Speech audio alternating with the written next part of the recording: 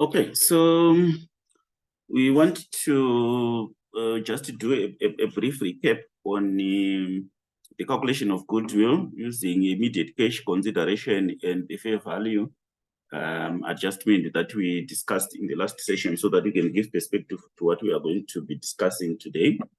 So we are basically going to look at how we calculate goodwill, where one company buys another company and it achieves the requirement of control and is then required to consolidate financial statements. We are going to look at a situation where the acquiring company pays cash for a stake in the company that it is acquiring. We are also going to look at situations where some of the assets are going to be upped in terms of value, or is value going to be reduced as a result of a fair value adjustment done to the assets that would be acquired. We are also going to look at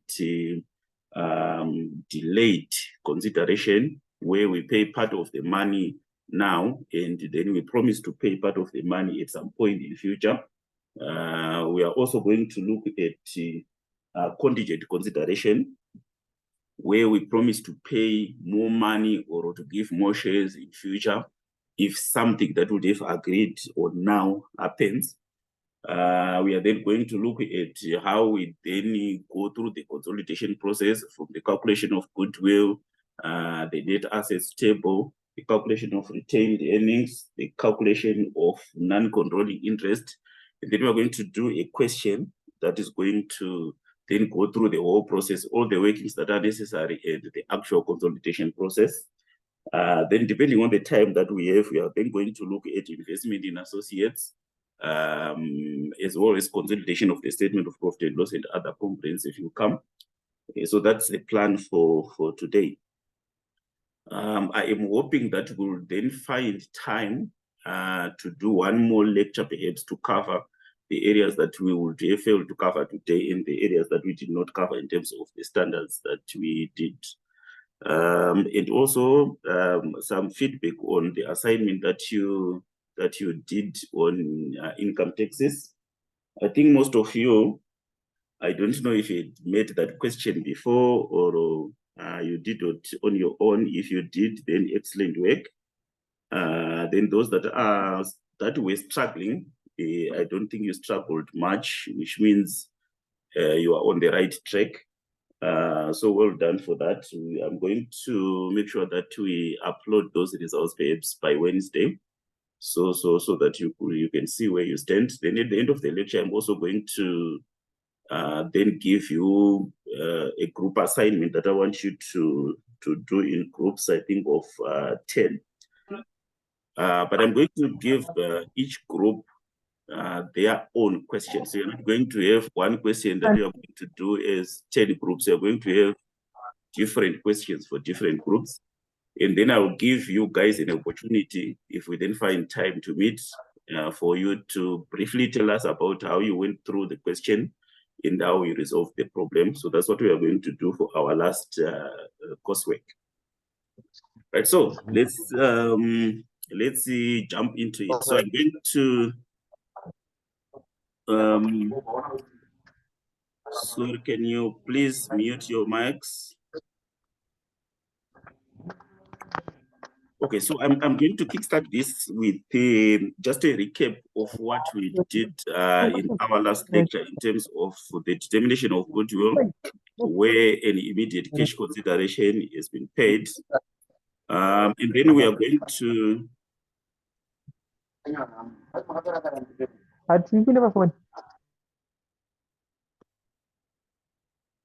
Okay.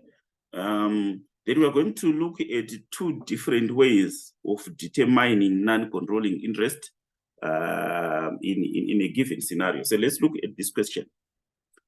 Okay, so Proud Company acquired 60% of the 100,000 shares in Sally Company on 1 January 2019 for 6 million. At the date of purchase, each share of Sally Company was worth 35 million. In a fair value exercise performed on Sally Company's net assets at the date of purchase showed that the net assets were valued at 4 million. We are required to calculate goodwill using the proportionate method and the fair value method. So we said when we are determining the value of goodwill, we first look at the value that the controlling interest paid. So in this case, we want to determine how much Proud Company paid for their 60% stake. And we're also going to look at the value of non-controlling interest, the shareholders who remained with the other 40%, how much was their stake worth, so that we can get the collective value of the business. And then we compare it with the value of the net assets that we would have taken off. Now, from what we can see from the question, we can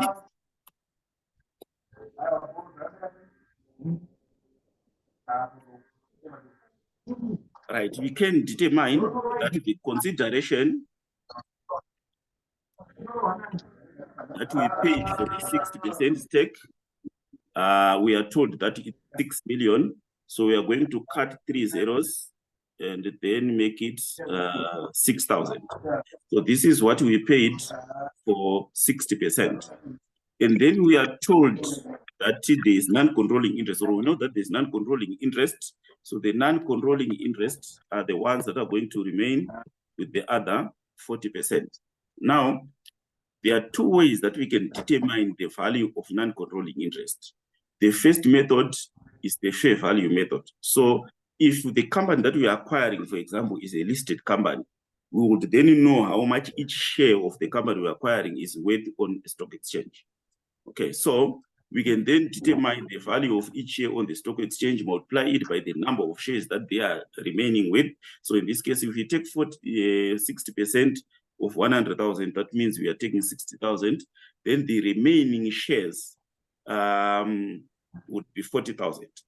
Right. So if we are using the fair value method, we are simply then going to say 40,000 shares that they are remaining with, multiplied by the value of each share on the stock exchange. So we are told that the value of each of the shares was worth $35, sorry. So each share that we are acquiring is worth $35. So we are going to multiply this by 35. So we say 40,000 multiplied by 35, we get 1.4 million. So this is 1,400. So it means the total value of the business would therefore be 7.4 million. So this is the total value of the business. Then we compare it with the fair value of the net assets that we are taking over. So we are told that a fair value exercise performed on Sally Company's net assets at the date of purchase showed that the net assets were valued at 4 million. So we'll then basically say the value of the business was 7.4, the fair value of the net assets was 4 million, which therefore means the value of our goodwill would be 3.4. So this is our goodwill. So this is basically how we calculate goodwill if we are using the fair value method. And then a different way of looking at it is the proportionate method. So let's assume that the company that we are acquiring is not actually listed on any stock exchange. So if it is not listed on any stock exchange, it means it's not then possible for us to determine the value of each share in Sally Company. So the only alternative that we then remain with is what we call the proportionate method. So what this basically means is if we are acquiring 40%, 60%, sorry, of the shares, and we know that the value of the assets that we are taking over is 4 million, it therefore means that if the total value of all assets is 4 million and non-controlling interest is 40% of that 4 million, it means the value of the non-controlling interest is therefore 40% of the 4 million, which is the value of the shares, the value of the assets, sorry, that we are taking over. So if you then calculate 40% of 4 million, so then say 40% of 4 million,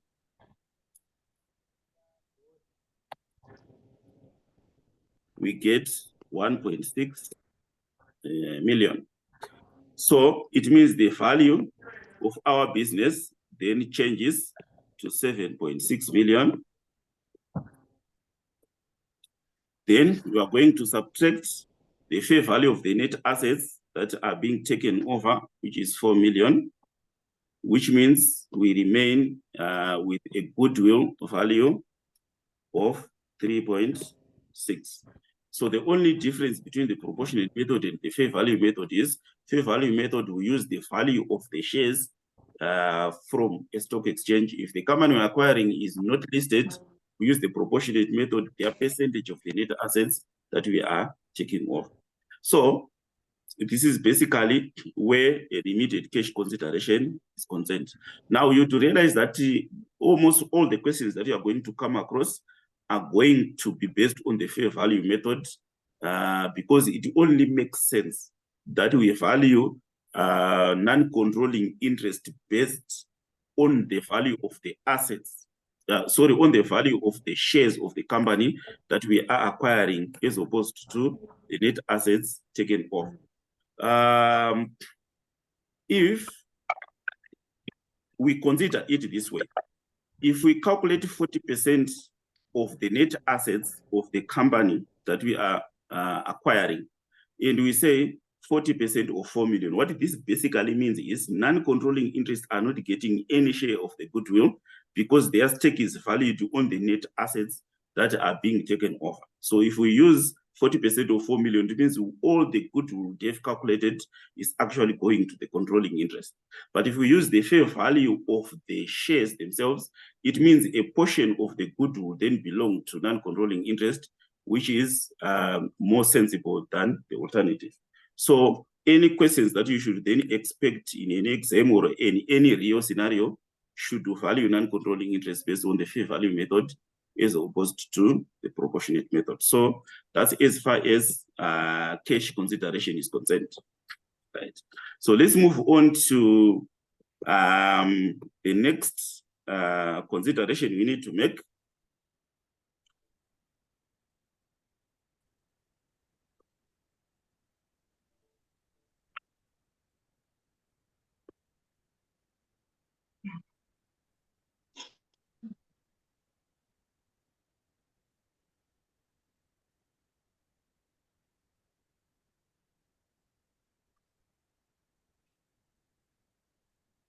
My apologies for that. I'm trying to get used to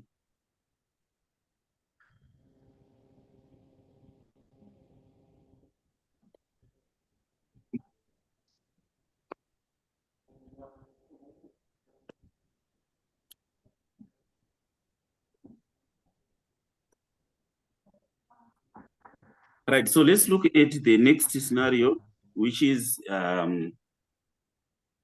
share exchange.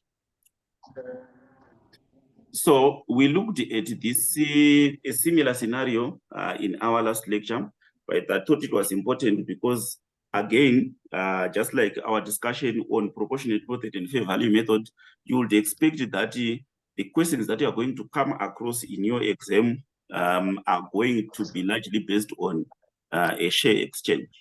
So let's assume that P company is acquired 80% of the share capital of S company, and S company is 20,000 shares of $1 each. We talked about the dollar and said this is the par value. We are not much concerned about the par value. Then by issuing 3 of its own $1 shares for every 4 shares in S company.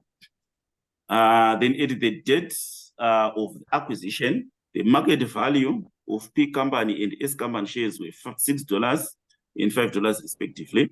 Then the fair value of the net assets of S company at the date of acquisition was 80,000. Right. So what we need to then determine first is what is the consideration that we are going to be paying as the acquiring company. So if you acquire 80% of S shares, we are then going to say shares taken over. So we are basically taking 80% of the 20,000 shares. So 80% of the 20,000 shares, so it means controlling interest is taking about 15,000 shares, and then non-controlling interest is going to remain with the other 5,000 shares. So we can actually right away calculate the value of non-controlling interest by saying non-controlling interests are going to remain with 5,000 of S company's shares. And we are told that at the date of acquisition, S company's shares were actually worth $5 each. So we're going to multiply this by $5 per share, which is going to give us 25,000. It means the value of non-controlling interest is 25,000. Then the value of the controlling interest, we are acquiring 15,000 of their shares by issuing 3 of our own shares for every 4 shares that we are actually acquiring in S company, which means we're going to say 3 divided by 4 multiplied by the 15,000 shares that we are acquiring.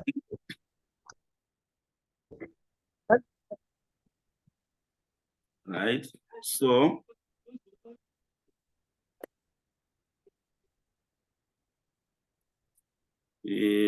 sorry, I think my math there is not correct. So let's correct this.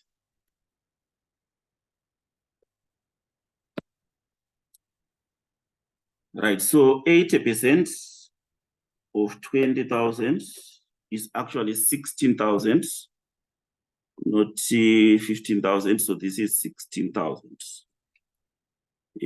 which means what remains there is 4,000 that we are going to multiply by 5 to get 20,000 there. Then 3 for every 4 multiplied by 16,000 plus 12,000. Yes. Participants are wonderful.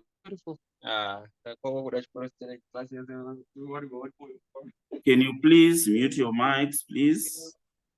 Can you please mute your mics? So it then gives us 12,000 shares there. So the 12,000 shares are our shares that we are actually issuing to the holders of the shares that we are actually taking over. So this means we are then going to say consideration paid is going to be 12,000 shares multiplied by the value of each of our shares, which is $6. So we are going to get 72,000 there. The non-controlling interest, we've already calculated this, and is 20,000. Right, which means the total consideration or the value of the business is going to be 92,000. Then the fair value of the net assets that you are taking over is 80,000, which means our goodwill will then come 12,000. So that's basically how we deal with a scenario where we are exchanging our own shares for the shares of the subsidiary that we are actually taking over. Okay, so we talked about share exchange last week. I thought we could just do a question before we can then move on to the next scenario. Okay, so that's as far as a share exchange is concerned. So I want to move on to the next consideration that we want to make. Right, so our next consideration is that of fair value adjustment. Right, so we said whenever you're acquiring shares in another company, the first thing that you do is you value the assets that you are taking over so that you don't end up paying too much for assets that are basically maybe worth less than what the balance sheet says. So for example, if P company has acquired 80% of share capital of S company, by issuing 3 of its own shares for every 4 shares in S company, and then at the date of that particular acquisition, the fair value of P and S company shares were $6 and $5 and okay, sorry. Right, it's this one. P company acquired 100% of the ordinary shares of S company on 1 September 2010 and paid 100,000 cash. At that date, the fair value of S company's land and buildings was 15,000 greater than the carrying amount, and then retained earnings were 25,000, and S company at 30,000 ordinary share capital, 50 cents each, and we are required to calculate goodwill. So basically, we are going to consider the consideration paid to acquire the 100%. We are told that we paid 100,000. Non-controlling interest, there is nothing because of the fact that we acquired all the shares in the subsidiary, which means the value of the business is going to remain is 100,000.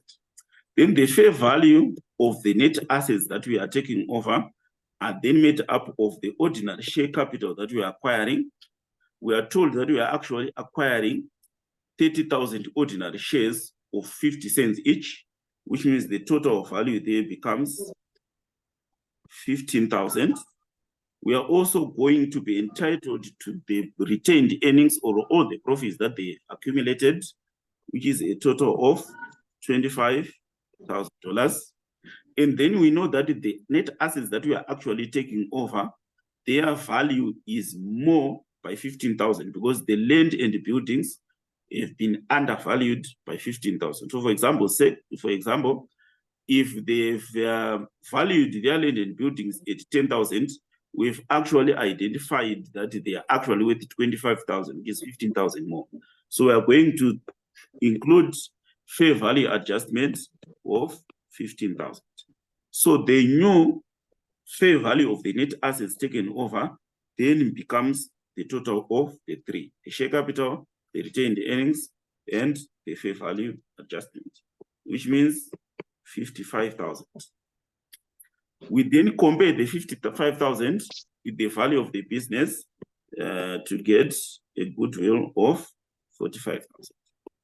So this is basically how we calculate goodwill, where there is a fair value adjustment. So it's important to note that in the individual financial statements of the company that we are acquiring, which is S company, the land and buildings will continue to be valued at the value in their balance sheet. This 15,000 will only be in the consolidated financial statements and nowhere else. So this is basically goodwill where there is a fair value adjustment. Okay, let's see. Move on to items that we are starting to cover today, that we didn't cover in the previous lecture.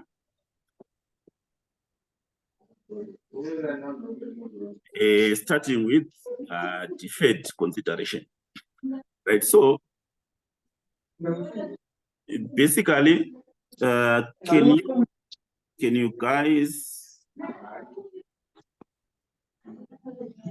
whoever is hugging, can you mute your mic, please?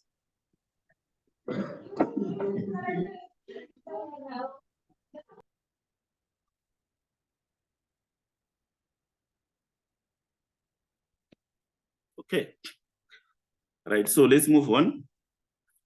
All right, so the next consideration we want to make is where there is deferred consideration. So deferred consideration, basically we are saying we are paying you a certain amount of money today when we acquire a controlling interest in the subsidiary, and then we are promising to pay an additional amount of money at some point in future.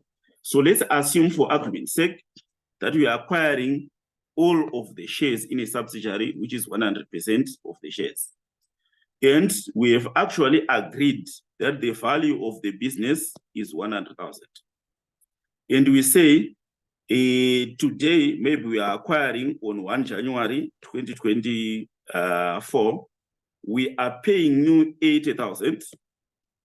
And then in 1 year's time, we are going to pay you the remaining 20,000. So if you are the person selling, you wouldn't be interested in getting 20,000 in a year's time, considering what you already understand about the time value of money.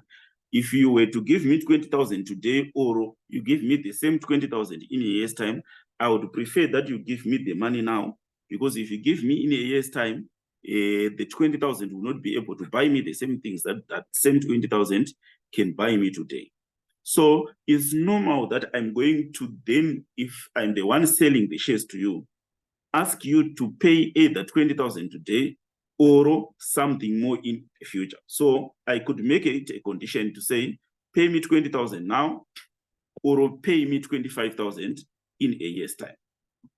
So that's basically concept behind deferred consideration. If you are going to pay part of the consideration in the future, it makes sense that the person you are buying for would ask you to then pay more in future as opposed to paying a certain amount today.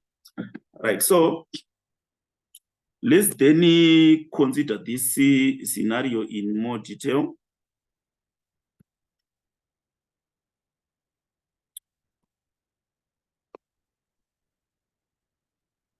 I think the network is giving us a lot of challenges today. I'm also facing some challenges from this end as well.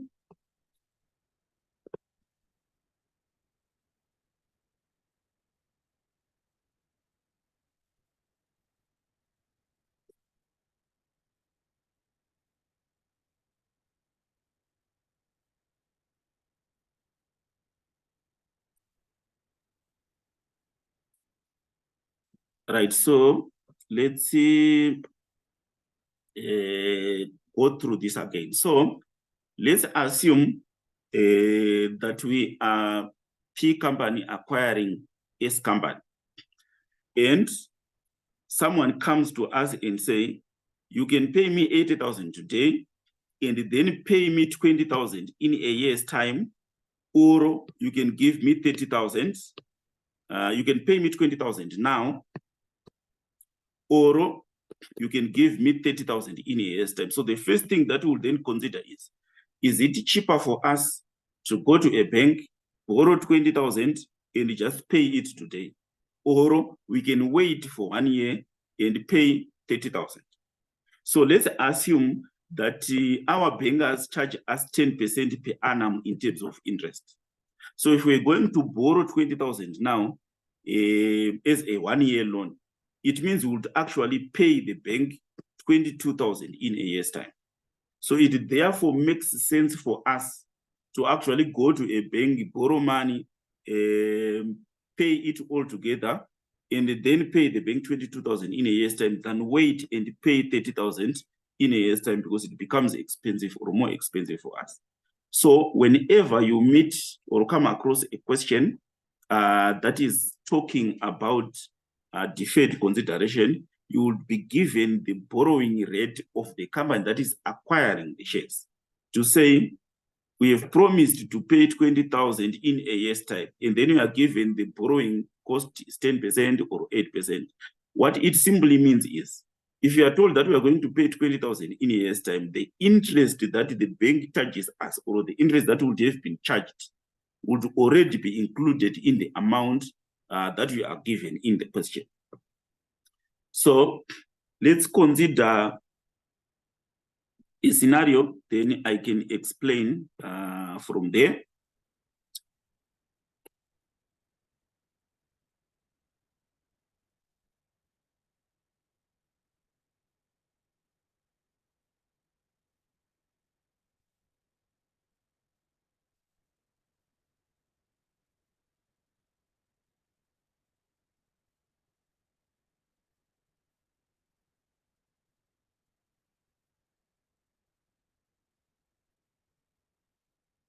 Right, so let's consider this scenario.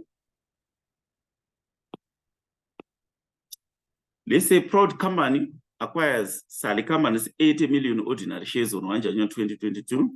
Proud Company paid an estimate, an immediate $3.50 per share in cash, and agreed to pay a further amount of 108 million on 1 January 2023. The fair value of non-controlling interest was estimated to be 150 million on the date of acquisition, and the fair value of the net assets taken over, it was estimated to be 60 million. Proud Company's cost of capital is 8% per annum. Assume that the year end is 31 December on the consolidated financial statements. What is the value of goodwill? Right, so this is what we are going to do. So in terms of consideration paid, we can see that from the scenario given, the consideration paid is actually two-pronged. Firstly, we are going to be paying a certain amount per share. So we are told from the question that we are acquiring 80 million ordinary shares and we are paying $3.50 per each share. So we are going to then say 80 million multiplied by $3.50.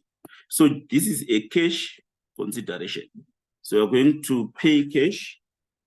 We say 80 multiplied by $3.50. So we're going to pay today 280.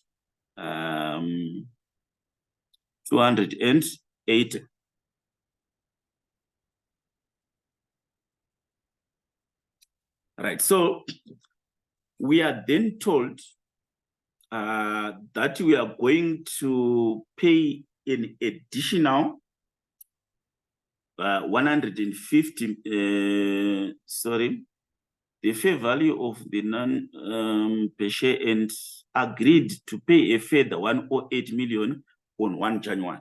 So I was explaining that if we are agreeing to pay 108 million in 1 year's time, what this means is if we had paid now, we would actually have paid less than 108 because the person we are buying from would prefer more money if you are paying in future than if you are paying now. So if our cost of capital is 8%, it means we would first have said, what is 8% of the amount that we could pay now? If we add that 8%, we would be prepared to pay 108 in a year's time. So we know that there is a value y, let's call it y, such that if we say y times 8% and we add it to y, what we will then get is 108, which means the amount we would pay now plus the 8%. So what this basically means is the amount we would have paid today is what we are interested in. The extra 80% is actually a borrowing cost to us because we could have gone to the bank, borrowed the money, and then paid the bank 108 million in a year's time. So what we need to do is to remove the 80% from the 108 so that what remains is the deferred consideration if you are looking at it from today's perspective, which is the date that we are actually calculating our goodwill. All right, so I'm sure you have already covered time value of money in your other modules, so we are not going to concentrate much on it. But basically what we are then saying is we are going to say deferred consideration, and then we say 108 divided by 1.08, where the 0.08 is actually representing the interest rate that we are given in our question, which is 8%. So if we're going to be paying the 108 in 2 years' time, we would then say this to the power of 2. If we're paying in 4 years' time, we'll then say this to the power of 4. But if you are paying in a year's time, it means this is actually to the power of 1, which means it's as good as just 108. Right, so if you then say this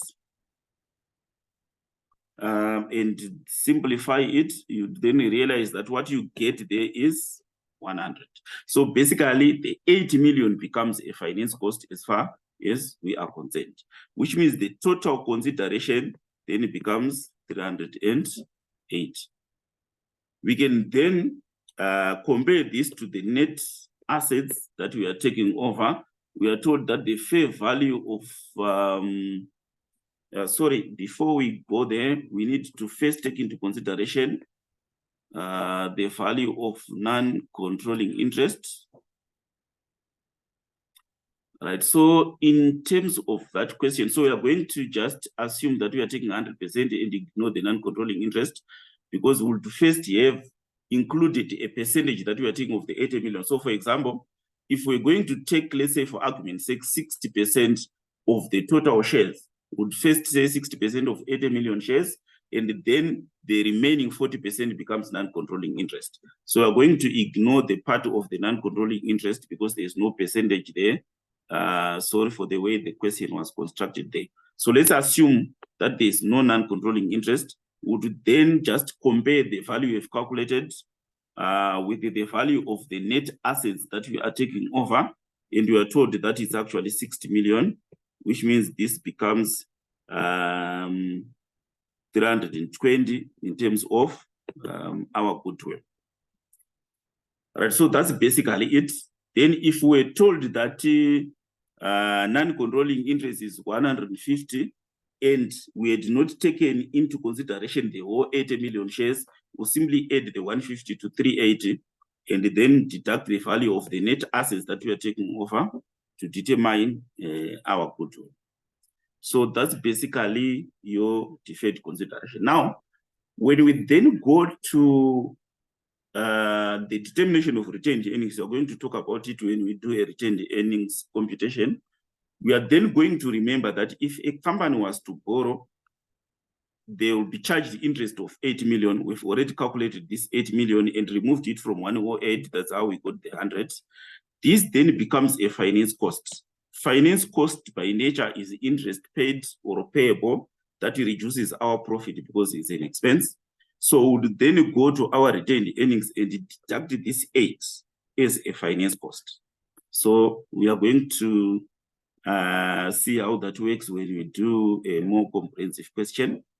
So that's basically as far as a deferred consideration is paid, or consideration that is paid at some point in the future, which then attracts an interest charge that reduces our retained earnings.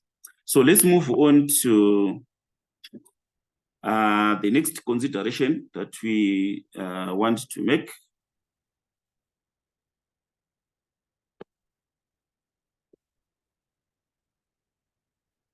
So the next consideration is contingent consideration. So contingent consideration means we are agreeing to pay a certain amount of money at some point in future, in the event that something we would have agreed on is actually happened. So let's say, for example, we said we are going to pay you 100 million now for 100% of your shares. Then in the event that the profits increase by 10% in 1 year's time, we are going to pay you an additional 20,000. So what it basically means is, if the profit target is not met, we are not going to pay the amount. But if it is met, it means we are going to pay the amount. Now, your understanding of a contingent liability is, we are incurring a liability today for something that may happen at some point in future. So you know that in such a scenario, it may be necessary for us now to make provision for the amount that we are likely going to pay. Right? So let's say we have agreed that we are going to pay cash today.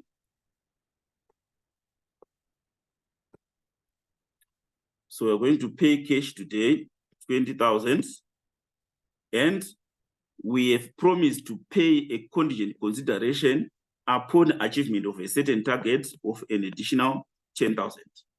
It means we are going to look at our total consideration as 30,000. But this 10,000, we are then going to make provision for it. We are going to set aside an amount of 10,000 so that when that condition is met, the money is now coming from the provision account. So we do that by debiting investment. Debiting investment simply means we are going to say the 20 we are paying in cash plus the 10. So the debit to the investment is the 10, that then makes the total consideration 30. And then we are going to credit liability. So we are going to then create a provision. So this is what it basically means of 10,000. That is going to be a liability in the balance sheet of the acquiring company. So the company that is acquiring will then have a 10,000 provision within its current liabilities if we are promising to pay in 1 year, the non-current liabilities if we are promising to pay in a period of more than 1 year. Then we could make it a share exchange instead of paying cash, to say we are going to give you say 5,000 more shares in a year's time in the event that you meet a profit target. Now, the difference between a promise to pay money and a promise to issue shares is we will still need to value these shares. But considering that it's in a year's time, we are not able to determine the value of our shares in a year's time. So what we can simply do is to estimate based on the growth of our shares. So let's say, for argument's sake, our share price now is $5. And then our estimates are that our share price is going to grow by a percentage of 10% per annum. We are then expecting that the value of our shares is going to be $5 plus 10% or $5. Right.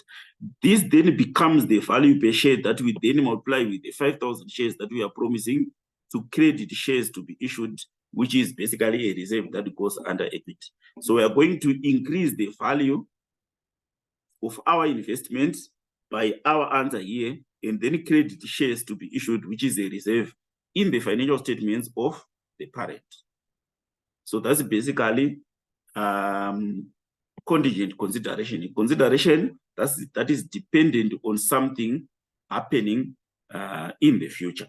So that's basically a contingent consideration. So you then need to understand the fact that a contingent consideration, is a form of deferred consideration, because we are promising to pay at some point in the future, which means if it is cash that we are promising, we are still going to use the same concept of the time value of money.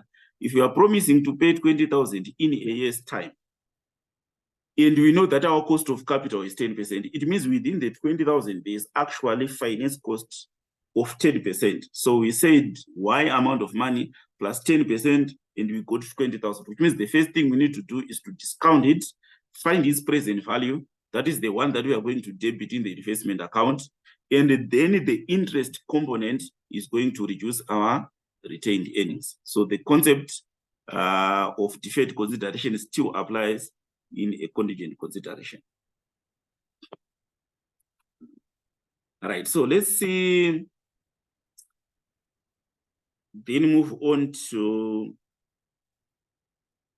a practice question that is going to then take into consideration the things that we have discussed. Right, so let's say Doug is invested in 60% of Wicked's 10,000 $1 equity shares, and Doug is paid a cash consideration of 5,000, and then issued 2 shares for every 3 shares acquired. So the question is saying calculate the goodwill arising on this acquisition, so we can do it as we go. So we know that in terms of the consideration, we are going to have a cash consideration. We are told that the cash that was paid was 5,000. Then we are told that we are going to be issuing 2 shares for every 3 shares acquired. So you know that the first thing that we are going to do is to calculate 60% of the total 10,000 shares, right? Then we realize that we are going to be acquiring 6,000 shares in the subsidiary in Wicked. And then we are going to be issuing 2 of our own shares for every 3 shares that we are going to be acquiring. So it's 2/3 of the 6,000. So it means we are going to be acquiring, we are going to be issuing 4,000 of our own shares in order to acquire 6,000 shares in Wicked. Right, then Doug agreed to pay 3,000 cash 2 years after the acquisition. So we need to determine first the value of these shares. How much is each of our own shares worth, so that we can determine how much these 4,000 shares we are issuing are worth. At the date of acquisition, the market value of a Doug share was $2.25. which means the 4,000 shares that we are going to issue, 4,000 of our own shares, are going to be worth a total of 9,000. So this is the cash that we are actually paying. Then we are going to do a share exchange. Then the share exchange value is 9,000. Right, then DAC agreed to pay 3,000 cash 2 years after acquisition. Right, then a further 1,000 in cash will be paid 3 years after acquisition if Wicked achieves a certain profit target. So it means over and above these two, we have a 1,000 in cash that we are going to be, sorry, a 3,000 in cash that we are going to pay 2 years after acquisition. So this is a deferred consideration. So we have a deferred consideration of 3,000. But remember, this 3,000 is being paid in 2 years' time. But what we need to determine is what would have been paid if we were asked to pay now. So we simply need to remove the interest from the 3,000.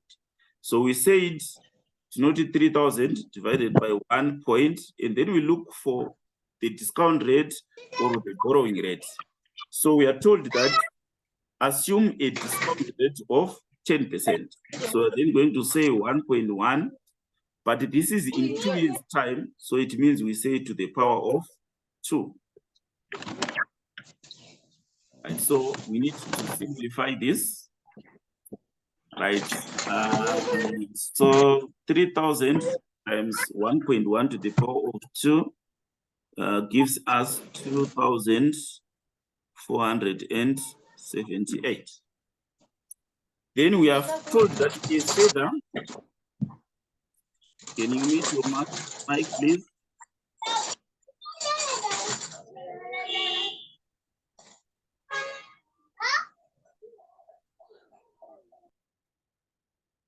Okay.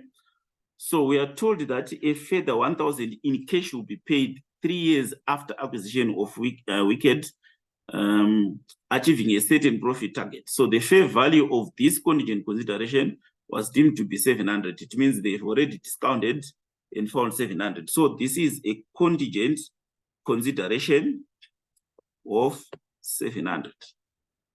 So it therefore means the total consideration as far as the controlling interest is concerned is the total of the cash paid, the value of the shares exchanged, the deferred consideration present value, and the present value of the contingent consideration, which then gives us 17,178. So this is representative of the controlling interest. Do we know that controlling interest is 60%? We then need to factor non-controlling interest, which is 40%. So we find the fair value of the non-controlling interest. So it is group policy to measure non-controlling interest at fair value at the date of acquisition. The fair value of non-controlling interest at acquisition was 10,000. So we are told that this is 10,000. So it means the value of the business then becomes 27,178. We then compare this with the fair value of the net assets we are taking off. So the fair value of Wicked's net assets was 15,000. So we're then going to put 15,000 there. We are subtracting it from the 27,000. Legal and professional fees incurred in relation to the acquisition were 2,000. So we are not interested in any expenses paid during the acquisition process. These are expenses that are written off against profit of the parent before we even consolidate. So we are not going to be concerned about the 2,000. We simply ignore it. So it means the value of our goodwill becomes 12,178. So this is our goodwill. So it's usually rare for you to get a question that looks at all the aspects of consideration paid. But in the event that you get a question like this, this is how you calculate the value of your goodwill. So that's basically as far as all the forms of consideration are concerned. All right, so we want to move on to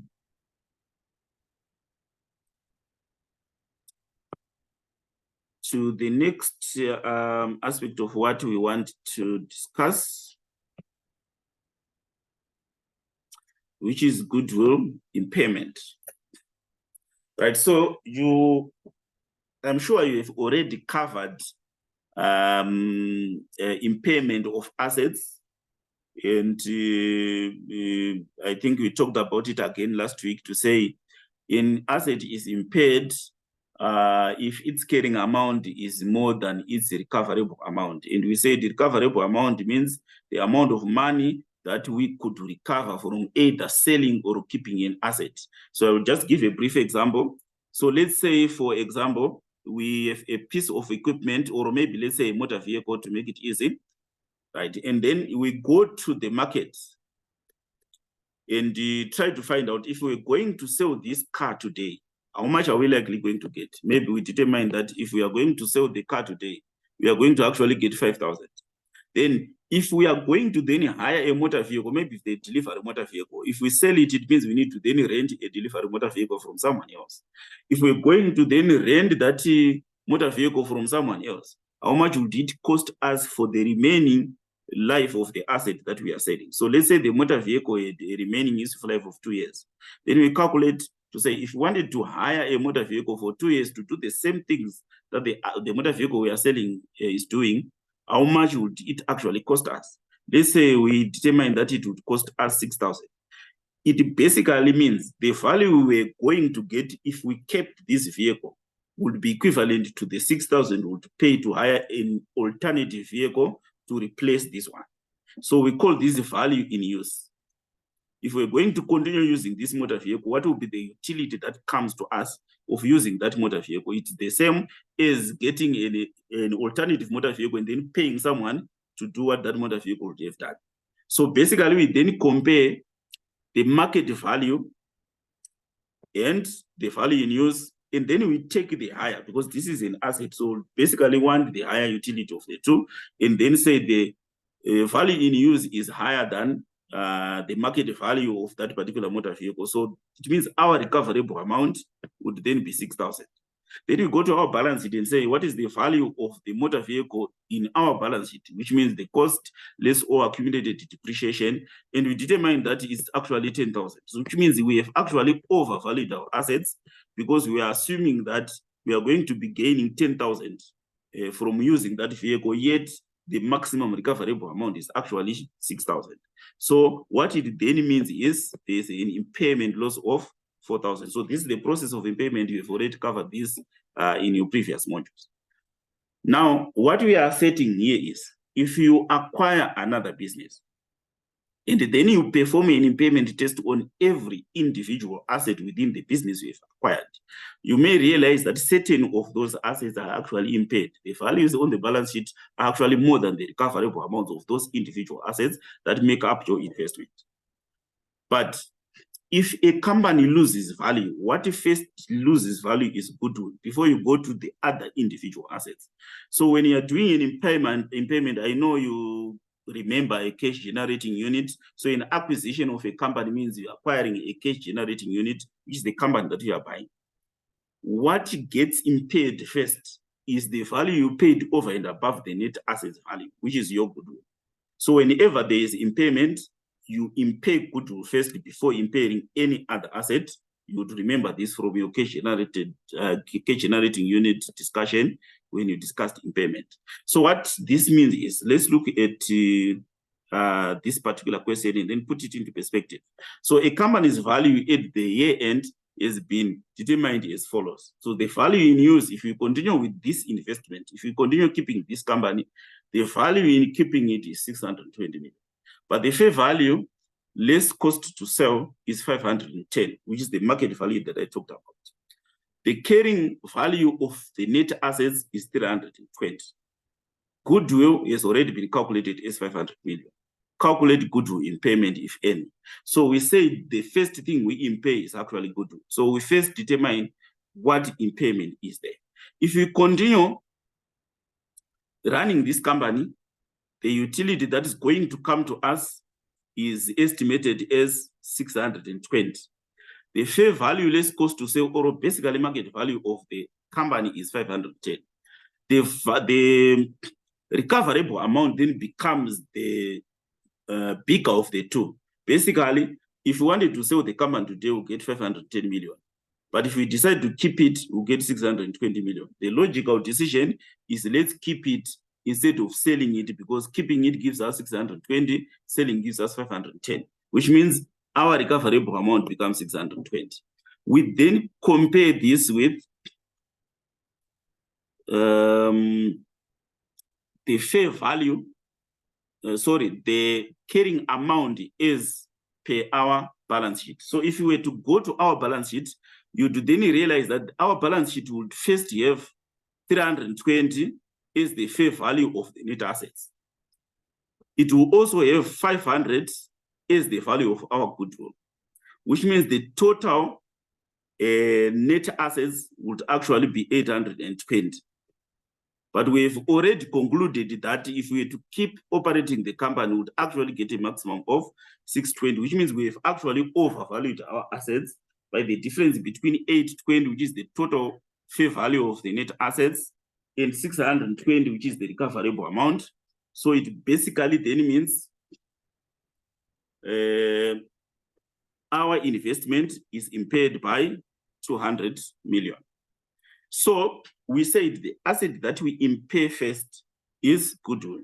So basically the impairment of goodwill is going to be 200, which means in our statement of financial position, in our consolidated, statement of financial position, we are now going to reflect our goodwill as 300 after removing the impairment loss we have actually calculated there of 200. So that's basically how it works. So let's assume that we had calculated impairment, and the impairment is actually 600 million. It means we'll first take 500 million to goodwill and write it off completely. Then the remaining 100 will then be deducted from the 320. That's how impairment works. So whenever you're told that assets have been impaired, the first asset you impair is goodwill, and then whatever remains is shared proportionately to the other assets. So that's basically the concept of impairment. So I hope this is clear enough to you, but I know that it is because we've already covered impairment as a standard. Right, so that's all as far as impairment is concerned. So if you are told in a question that goodwill has been impaired, you know that impairment is an expense and it affects profit. Profit is already included in retained earnings, which means you are going to then deduct the impairment loss from your group retained earnings when you do calculation for retained earnings. So that's as far as goodwill impairment is concerned. So let's move on to determination of how we calculate our non-controlling interest. So basically, non-controlling interest, we've already discussed it as the portion of the equity of the subsidiary that is not actually owned by the owners of the parent. And we said it could be measured either at fair value or proportionately, but we said the standard then prefers that we use the fair value method. So we are not then going to give you any questions that uses proportionate method in the actual consolidation calculation, because it's not the one that is recommended by the standard. So you're always going to be using the fair value method, right? Then it's remeasured at the end of every year to factor in growth in the subsidiary. So let's say, for argument's sake, when we acquire a company, we acquired the 80% of a company, which means non-controlling interest remained with 20%. When we acquired the 80%, the non-controlling interest value, for argument's sake, was, say, $20,000. And then since we acquired the subsidiary to the end of the current year, maybe 1 year has elapsed, and we've actually made profits of, say, 100,000. So we've made profits of 100,000. So it means of the 100,000 profit made, 80% is ours. Then 20% belongs to non-controlling interest, which means of the 100,000, 20,000 actually belongs to them. So we are saying at acquisition, the value of non-controlling interest was 20,000. By the end of the current year, we then add 20,000 more, which is their share of the profits made by the subsidiary post-acquisition. So the total value of the non-controlling interest then becomes 20,000 at acquisition plus 20,000 share of the profits made during the year to make it a total of 40,000. Right, that's basically how we determine non-controlling interest before we take into consideration the effects of impairment of goodwill. So let's look at how impairment of goodwill then affects this calculation we've done. So we have said, we say non-controlling interest at acquisition. In our example, it was 20,000. The non-controlling interest share of the subsidiary's growth, 20,000 to make it 40,000. Then if there was any impairment, the non-controlling interest share of the goodwill impairment is also then reduce the value of non-controlling interest.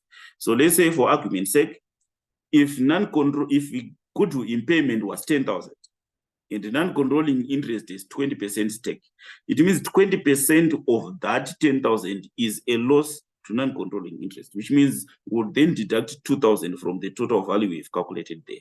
So that non-controlling interest at consolidation becomes its value at acquisition. We add their share of the subsidiary's profits post-acquisition. We reduce their share of goodwill impairment post-acquisition to get the value of non-controlling interest that we then put in the consolidated statement of financial position. So that's basically how we determine our non-controlling interest. Right, so we are going to skip this because there are concepts that we have not yet discussed, like provision for unrealized profits. So let's keep that for now. All right, so let's look at a scenario. On 1 October 2016, Paul Kaman purchased 75,000 of the 100,000 shares in Sarah Company when Sarah Company's retained earnings amounted to 90,000. Okay, so we know that we acquired 75%, which means non-controlling interest remained with 25%. And on 30 September 2017, extract of the statement of financial position of the company were as follows. So we know ordinary share capital. What we are interested in is Sarai here because that is the company that we have acquired. So we are interested in this particular section. All right, so this is now 1 year later because we acquired on 1 October 2016 and this is 30 September 2017, which means 1 year later. So what is the figure for consolidated reserves that must appear in the consolidated statement of financial position as at 30 September 2017? So let's start here. So we acquired this company and we acquired 75% of it. We are not told the value of non-controlling interest at the date of acquisition. So let's see. Let's do it this way. Let's say non-controlling interest at acquisition was valued at 10,000 for argument's sake. And we want to determine the value of non-controlling interest at the end of the year, which is at the date of consolidation. So the first thing we need to then consider is, what was the value of retained earnings at year end? Year end means at the point when we are consolidating. So at the point when we are consolidating, we can see that the retained earnings in Sarah is 150. So we're going to say 150. Then we determine the value of retained earnings at acquisition. When we acquired this company, what was the value of retained earnings? We are told there that the value of retained earnings was 90. So we know that the retained earnings is an accumulation of profits.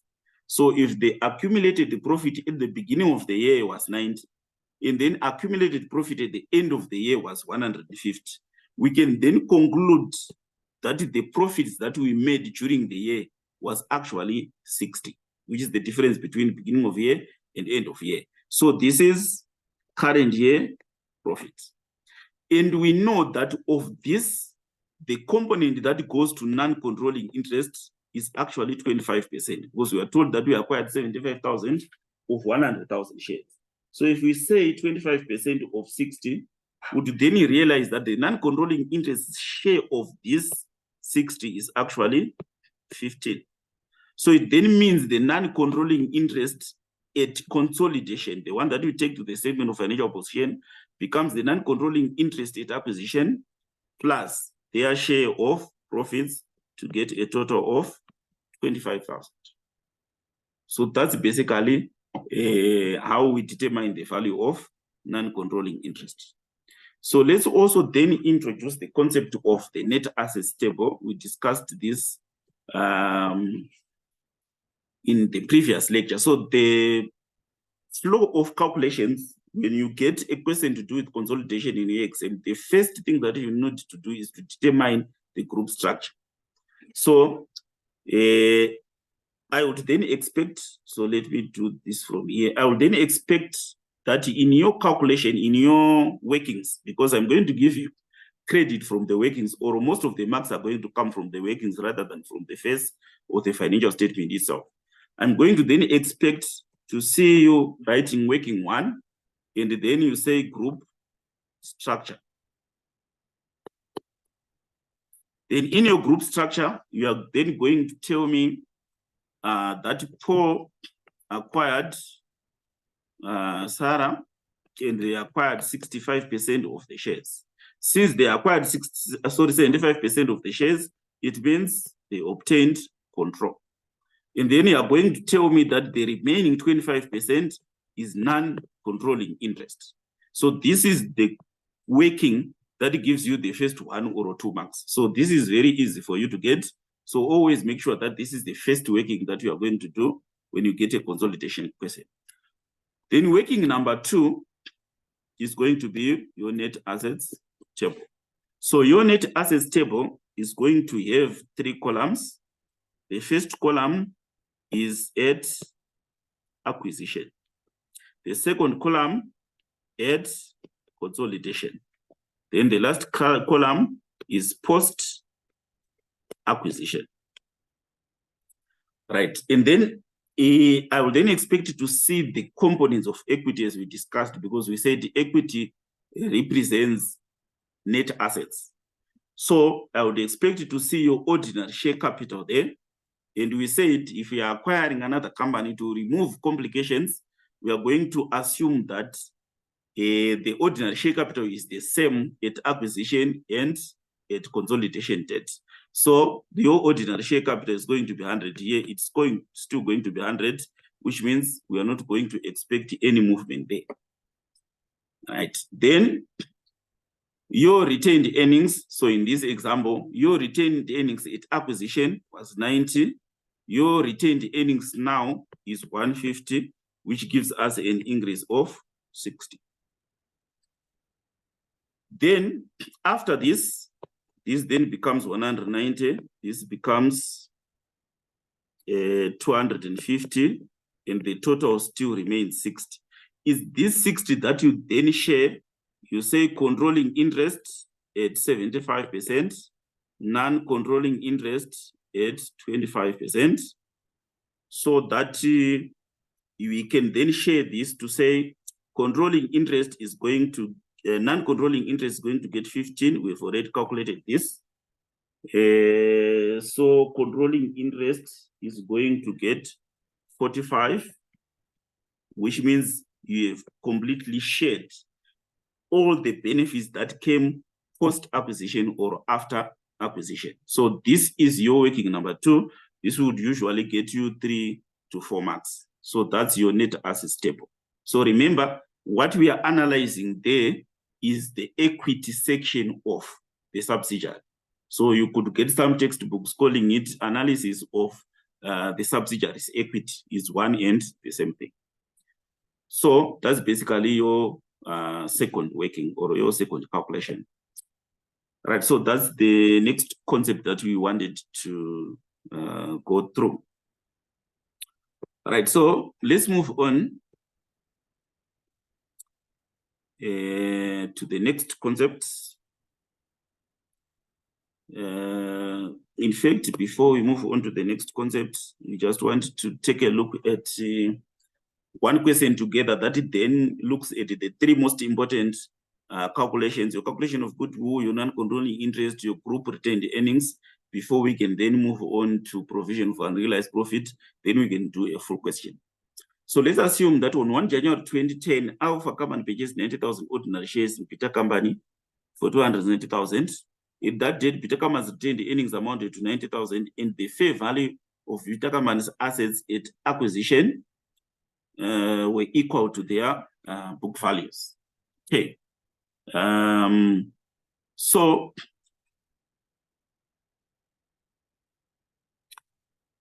the first thing that we determine is a group structure. So we are going to have our working one talking about the group structure. So working one is group structure. Right, so we are told that we acquired 90,000 ordinary shares in Peter, but we are not told what percentage those 90,000 shares actually represent, which means we need to then go to Peter's section of the balance sheet and look at their ordinary shares to see how many shares they actually have. So we are told that they have ordinary shares of $1 each, and the total value is 100,000. It therefore means if each share is worth $1, the total number of shares is actually 100,000 shares. If we acquired 90%, it means we are then saying Alpha acquired Peter. If we acquired 90 out of 100, it means we acquired 90%. 90% gives us control, which means the remaining 10% becomes your non-controlling interest. That's your working number one, determining group structure. Right, then your second working is to do with goodwill.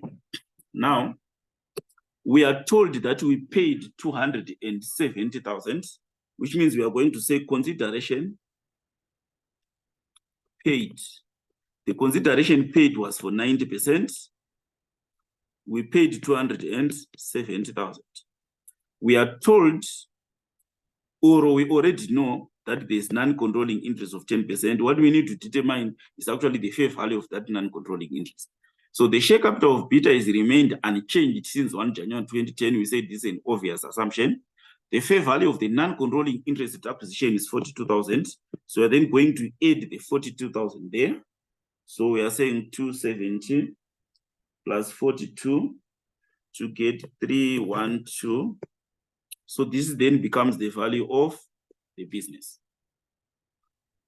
Then we want to determine the fair values of the assets that we are taking off. So fair value of net assets. So we are told that the fair values of Peter Company's assets at acquisition were equal to their book values. So if they are equal to their book values, what it simply means is their components per equity are the same. Now, we know that ordinary share capital did not change. So at acquisition, it means our ordinary share capital was still 100,000.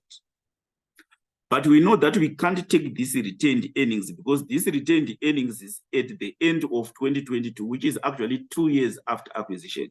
So this 160 includes profits made from 1 January 2020 when we acquired this company to 31 December 2022, which means what we need is the retained earnings at the point of acquisition. So we are told that at the date Peter Company's retained earnings amounted to 90. So at acquisition, Peter Company had 90,000 in terms of retained earnings. We are not told anything about any fair value adjustment. If we were, we would also then include fair value adjustment there, which means the net assets taken over at acquisition were worth 190,000. So we say 312 minus 190 to get 122. So this is your goodwill. Okay, so that's basically how we determine the value of goodwill. All right.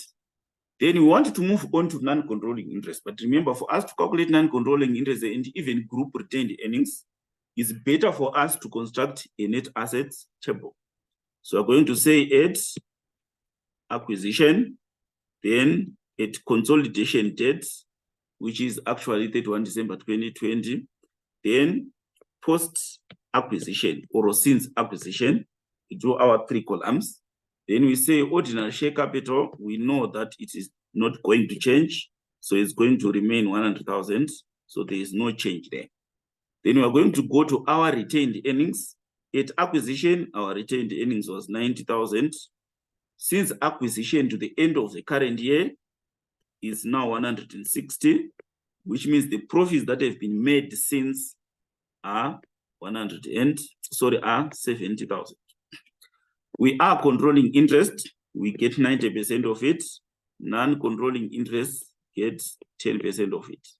So we say 90% of the 70,000, we get 63,000. So we are going to get 63,000 of this, which means non-controlling interest will get 7,000, so that this will then be fully shared. So this is your net assets table. So these 2 figures then becomes important for your determination of non-controlling interest and your determination of group retained earnings. So if we are doing a computation for non-controlling interest, we basically then say fair value at acquisition. The fair value of non-controlling interest at acquisition, we are told that is 42,000.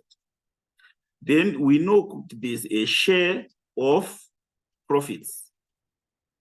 Since acquisition to the end of the current year, non-controlling interest share of profits is 7,000, which we have calculated here from the net assets table to get 49,000, which means the total value of non-controlling interest is at the end of 2022, or as at consolidation date, is actually then 49,000.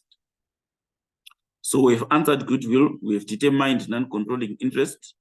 So let's then move on to the determination of group retained earnings.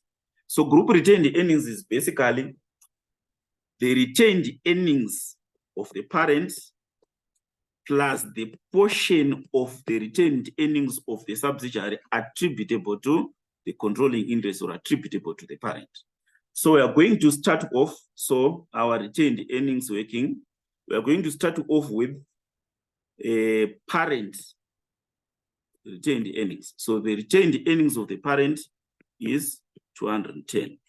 Then we are going to take a portion of the subsidiary's retained earnings attributable to us. So remember, when you calculated, we had said profits made are 70,000, 7,000 goes to non-controlling interest, then the 63,000 goes to the parent. So share of profits of the subsidiary is basically the 63,000. So it means our group retained earnings becomes 273.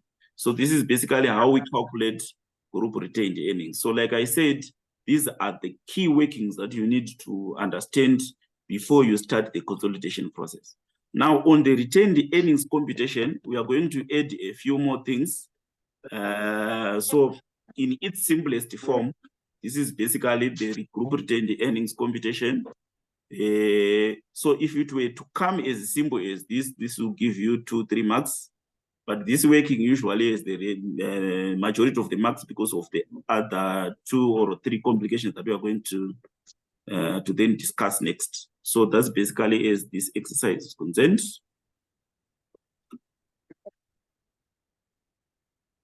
All right, so let's move on to the next consideration, which is your intra-group transactions. So it is commonly found that companies within the same group trade with each other.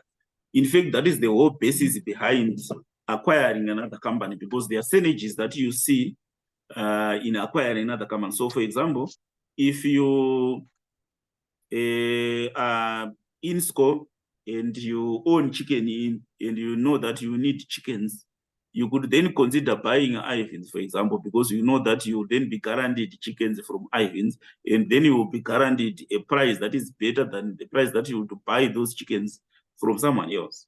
So the whole idea behind actually acquiring another company is because you would have seen advantages in terms of price, in terms of convenience, in actually acquiring that company in the first place. So let's assume that we have company A and company B. And company A is involved in timber, right? So they manufacture timber or they grow timber and sell to the public. But they also sell timber to be limited that is involved in making furniture. Right? So it means you perhaps acquired B Limited because you knew that you then have a ready market for your timber because they are actually making wooden wagons or furniture to the public. Now, let's consider this scenario. Let's say A Limited sells timber, or perhaps they've estimated all the costs of growing timber up to the point where they are able to sell it. And let's say they've estimated that their cost is 1,000. And A Limited then wants to sell that timber to B Limited. But A Limited is a company on its own. They also need to make profits. So let's say, for argument's sake, they then decided to sell at 1,500 to B Limited. So it means by selling to B Limited, they've made a profit of 500. Then B Limited does a few things to the timber and then add an additional 300 so that they then sell to the ultimate customer at 1,800.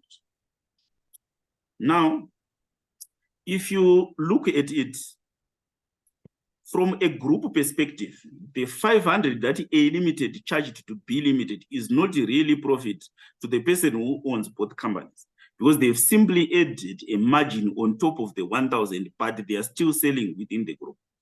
If we were to then determine the actual profit made by the owner of both companies, we would then compare the cost and what they ultimately get from selling to the public.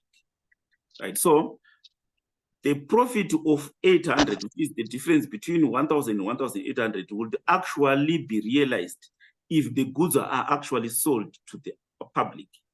Otherwise, as long as they are still within the stocks of B Limited, would not then consider the 500 to be a realized profit. It's simply an additional figure we've added to goods that are still the same within the company.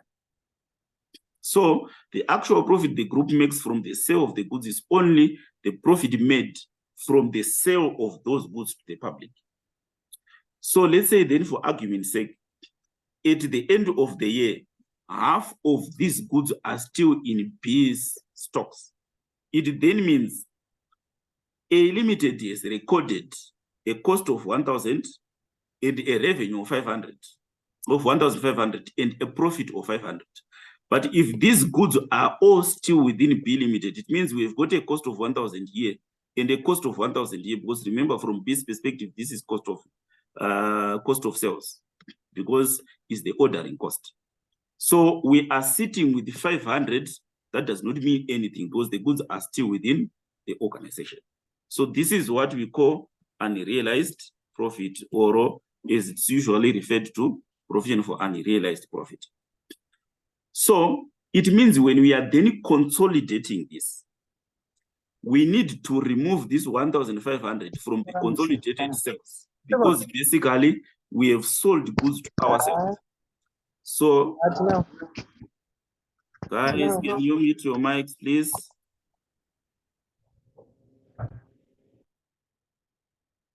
Okay, so I was saying, what we've basically done is we have sold goods to ourselves.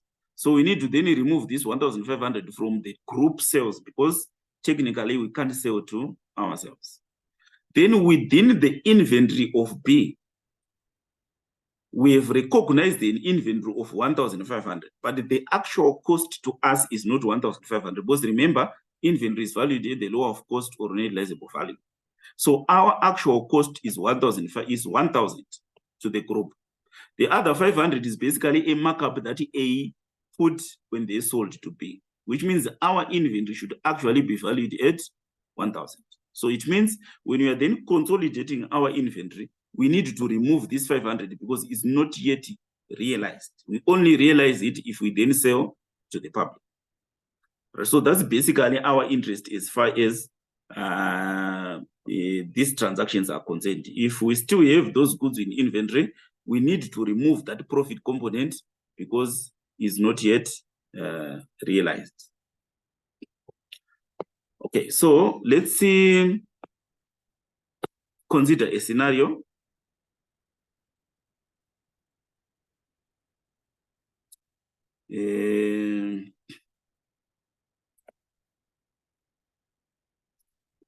Right, let's discuss this first. So let's discuss this first, cash in transit, then we can do a question after. So cash in transit simply means we have company A and company B. Company A and company B are within the same group. So company A sells goods to company B for $10,000. Then at the end of the period, perhaps our year end is 31 December. Then on 30 December, company B sends a check or does an RTGS to company A to settle the 10,000 bill that they owe.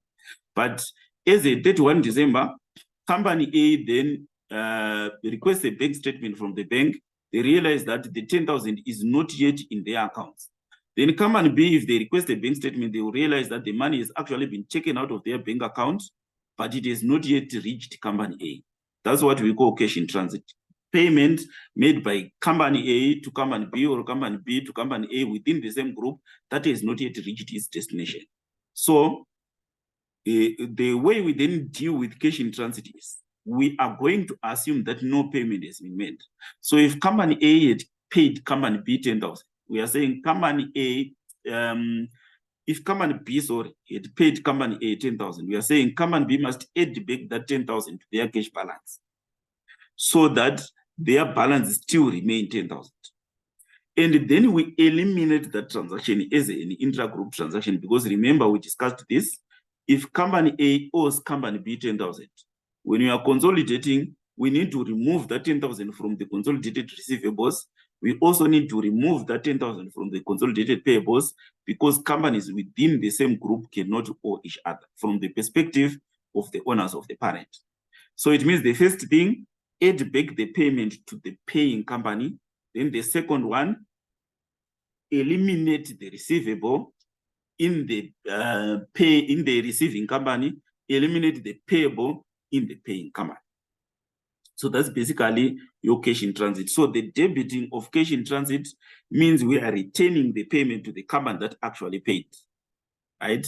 Then credit payables show the fact that we have not actually paid anything, because we have since returned that money to your cash balance.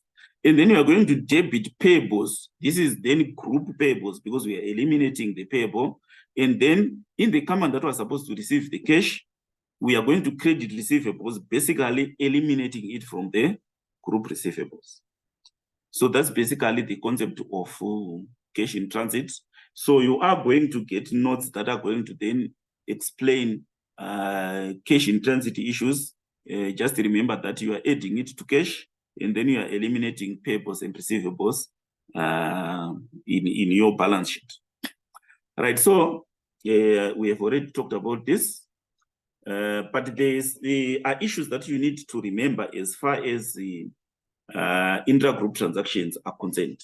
So the first consideration that you need to make is who is selling to who. So if you are told in a question in your exam that two companies within the same group are selling to each other, the way that you treat that transaction is different depending on whether the subsidiary is the one selling to the parent or the parent is the one selling to the subsidiary. So the distinguishing factor there is how non-controlling interest is then affected by the transaction. So if, let's start with the parent selling to the subsidiary. So if the parent is the one selling to the subsidiary, it means the revenue and therefore the profit is within the parent's individual accounts. So if it is within the parent's individual accounts, it has nothing to do with non-controlling interest. So all of the unrealized profit is going to affect the parent's retained earnings. That's it. So non-controlling interest is not going to be affected. So remember, when we drew the net assets table, we said retained earnings at acquisition, and then we compare to retained earnings at the end of the year, and then we determine the total profits made since acquisition. So if a component of it is unrealized, and it was because the parent sold goods to the subsidiary that are still within the group, the resulting unrealized profit is actually taken into account after we've already shared the profits made by the subsidiary because non-controlling interests are not affected. But if the subsidiary is the one selling to the parent, it means the sales within the subsidiary are the ones that we are saying have not realized any profit, which means any unrealized profit that come as a result of the subsidiary selling to the parent would then affect non-controlling interest as well. So subsidiary to parent, non-controlling interest is affected, but if it is parent to subsidiary, it has nothing to do with non-controlling interest. They are not concerned. Right, so let's look at a simple example. So P acquired 80% of the shares in S on 1 April 2018. So during the year ended 31 March 2019, S company purchased goods from P totaling 300,000. So S purchased goods from P, which means the parent is the one that sold goods to the subsidiary. So what it then means is whatever provision for unrealized profit is there is not going to affect non-controlling interest because subsidiary is actually buying and not selling. At 31 March 2019, a quarter of those goods are still in inventory. Then P applies a markup on cost of 25% to all its sales.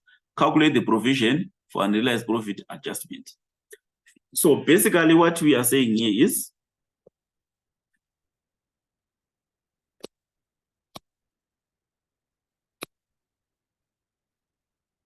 a 25% of the inventory.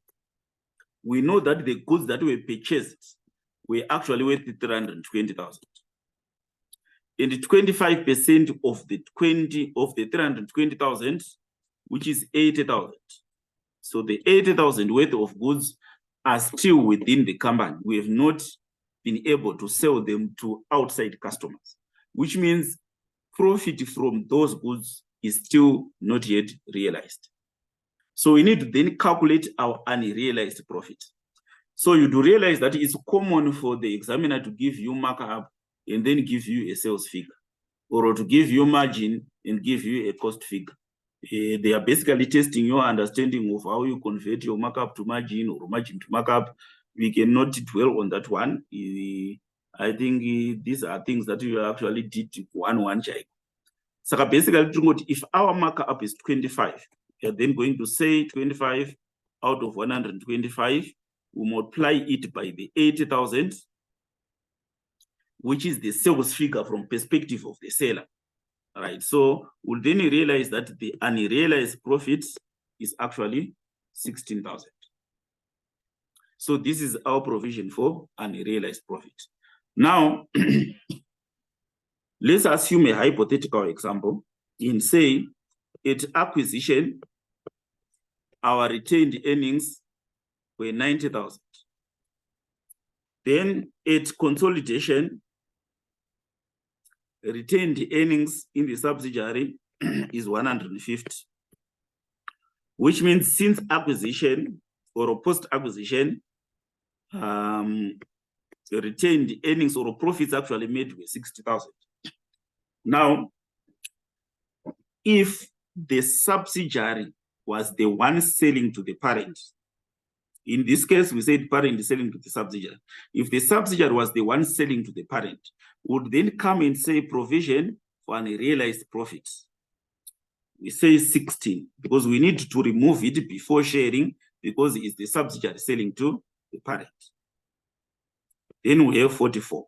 Then the 44 is the one that we then share between non-controlling interest and controlling interest. This is if the subsidiary was selling to the parent. Now that is the parent selling to the subsidiary, it means we are going to ignore this.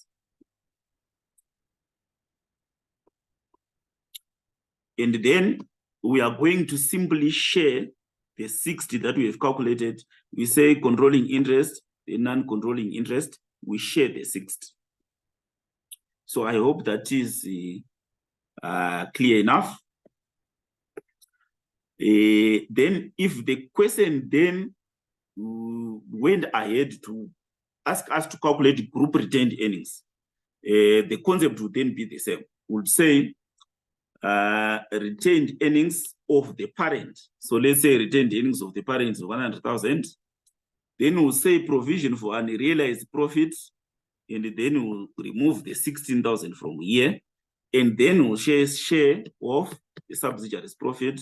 So whatever the share of the subsidiary's profit there, and then we'll get our group retained earnings as the total that we get there.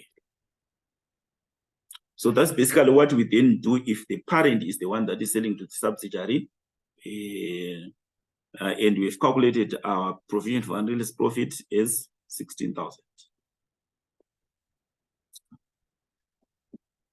Right, so that's as far as the provision for unrealized profit is concerned.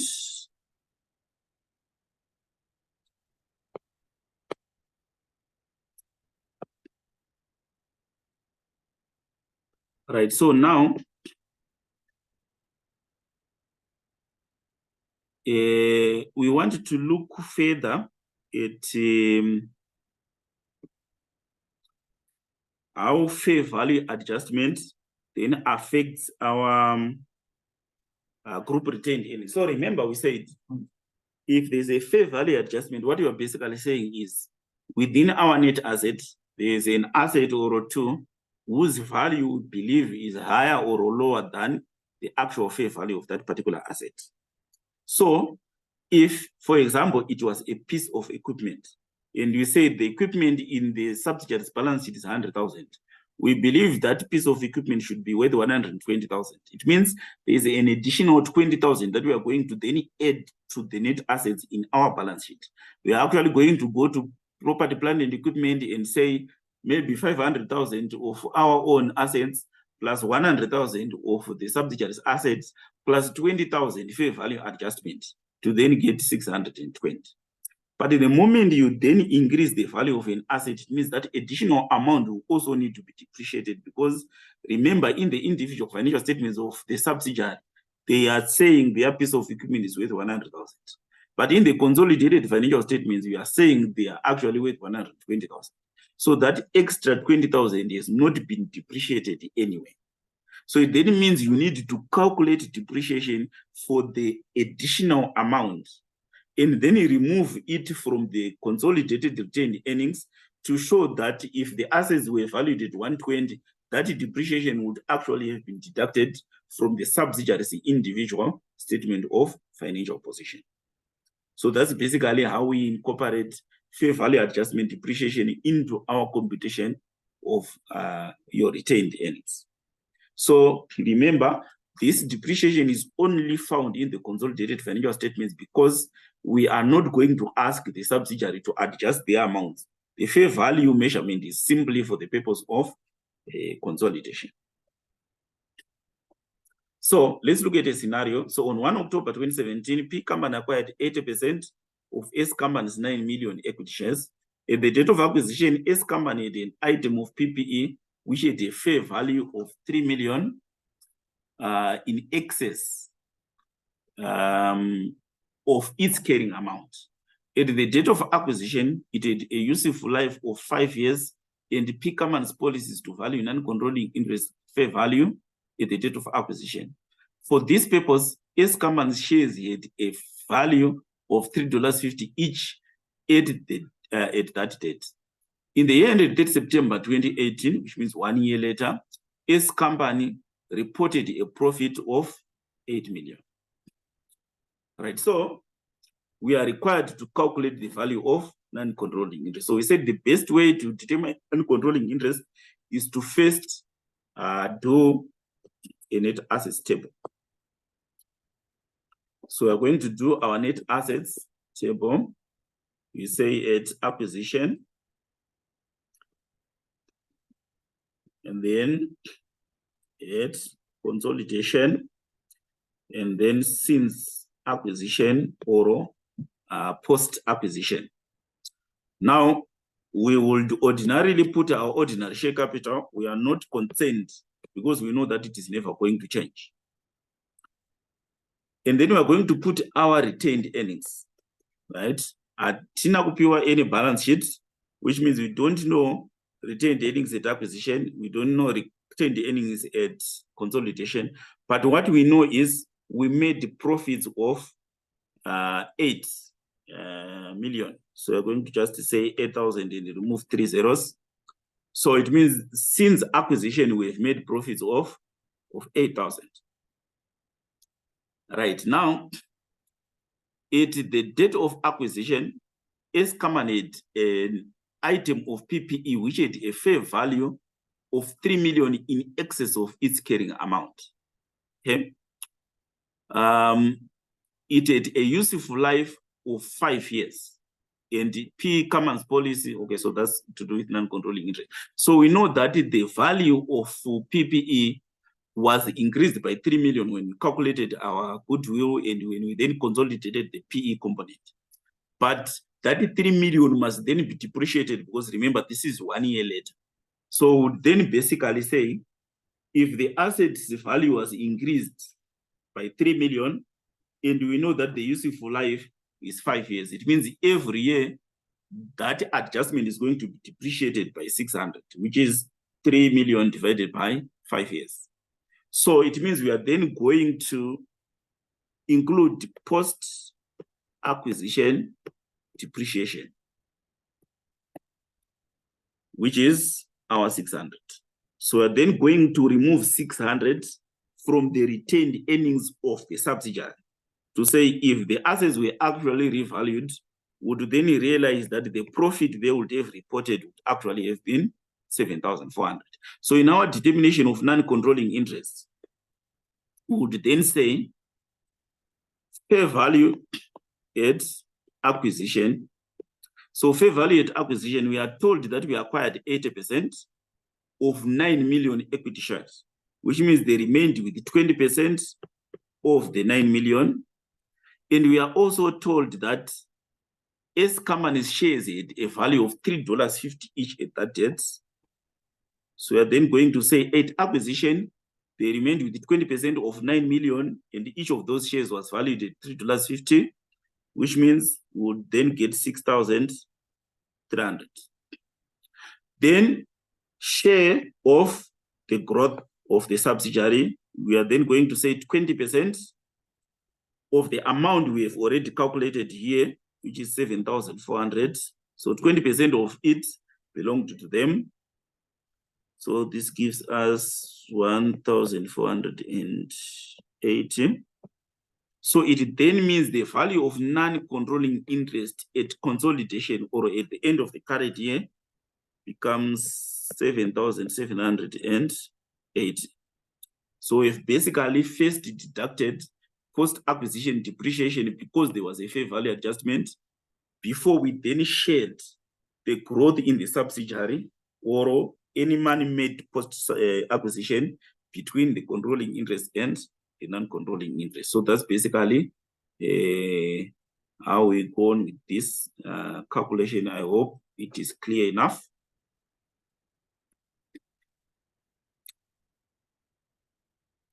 Right, so I'm sure as far as the calculations are concerned, this is what we need to know. So we want to just go through one comprehensive question all the way up to consolidation, preparation of balance sheet. Then that will be what we want to end with today. So let's look at a scenario together and then do all the workings that we discussed and then come up with a consolidated statement of financial position. So on 1 April, let's say 2014, Rana Company acquired 80% of Joka Company's equity shares when the retained earnings of Joka Company were 19.5 million. The consideration consisted of cash of 42.5 million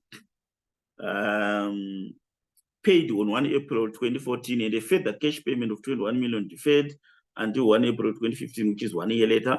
No accounting entries have been made in respect of the deferred cash payment. Rana Company has a cost of capital of 8% and the appropriate discount rate is 0.926. The draft summarized statement of financial position of the two companies as at 31 March 2015 are as below. Right, so this is the statement of financial position for Rana company and for Joga company as well. So the following information is also available. Right, so the first one is saying Rana company's policy is to value non-controlling interest at fair value at the date of acquisition. So the fair value of non-controlling interest in Joga company on 1 April on the date of acquisition was estimated to be 13 million. So we know this is used when we determine, firstly, the value of goodwill, secondly, the value of non-controlling interest at consolidation date. And the fair value of Joga company's other assets, liabilities, and contingent liabilities on 1 April 2014 were equal to their carrying amounts, with the exception of a specialized piece of land of plant, which had a fair value of 10 million in excess of the carrying amount. This plant had a 10-year remaining useful life on 1 April 2014.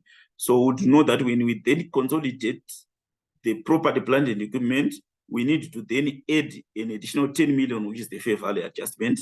When we calculate our goodwill, we also need to incorporate the 10 million in the net assets taken off. And then lastly, we are going to depreciate this 10 million over 5 years.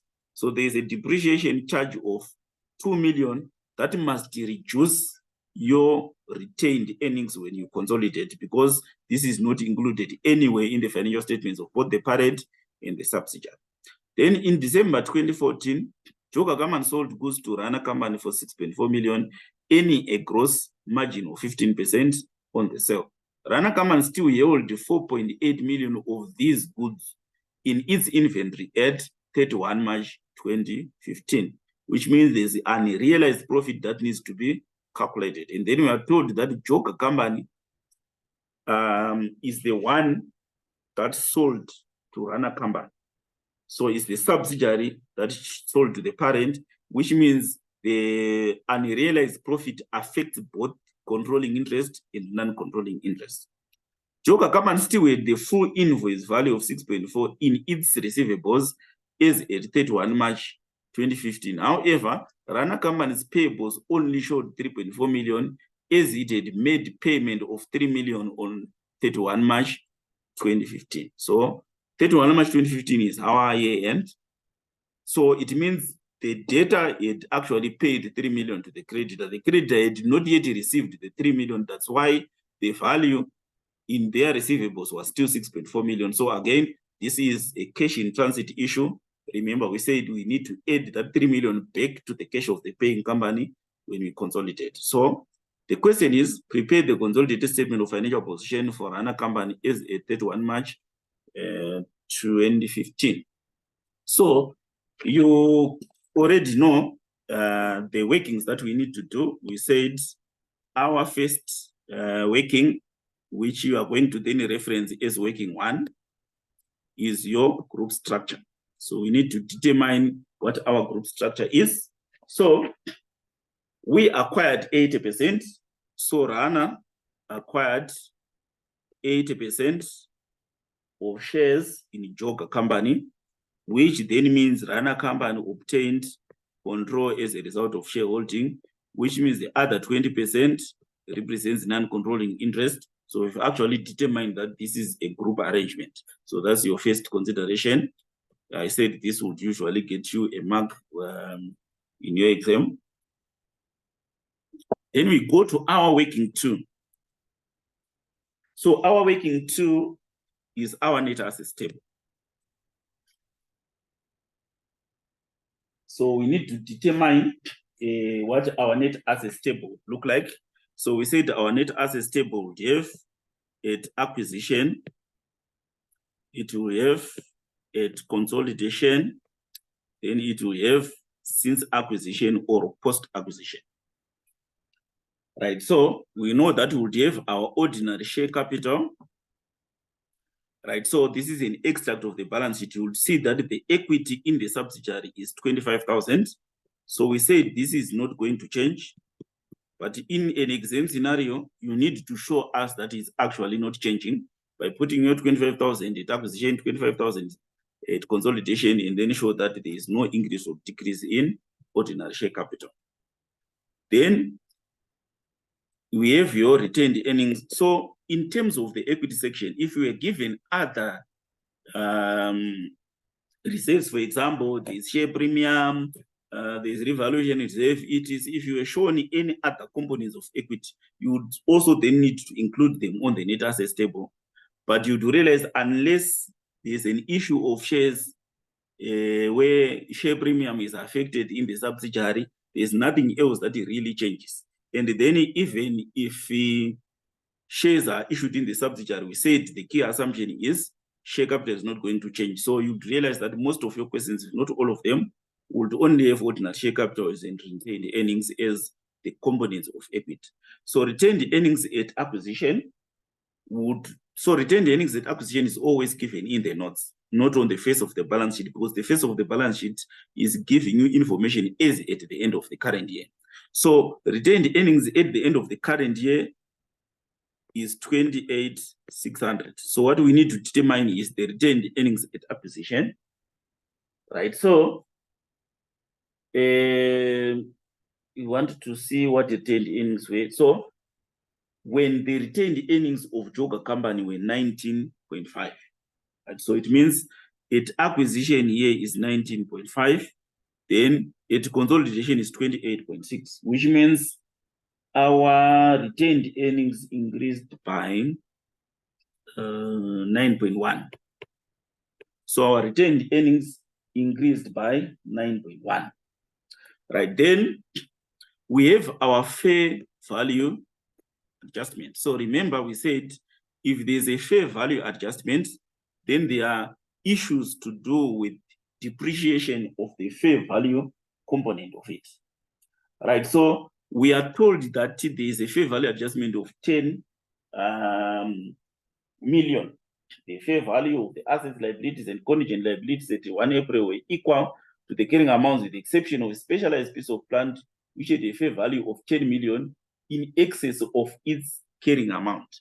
So it means at consolidation, at acquisition, it was 10.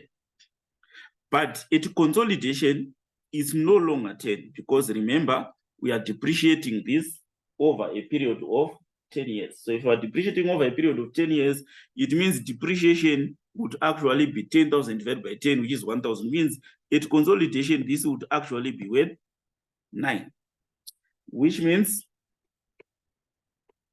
there is 1,000 fair value adjustment depreciation that took place that would then reduce the retained earnings of the subsidiary. Then would also need to take into consideration unrealized profit.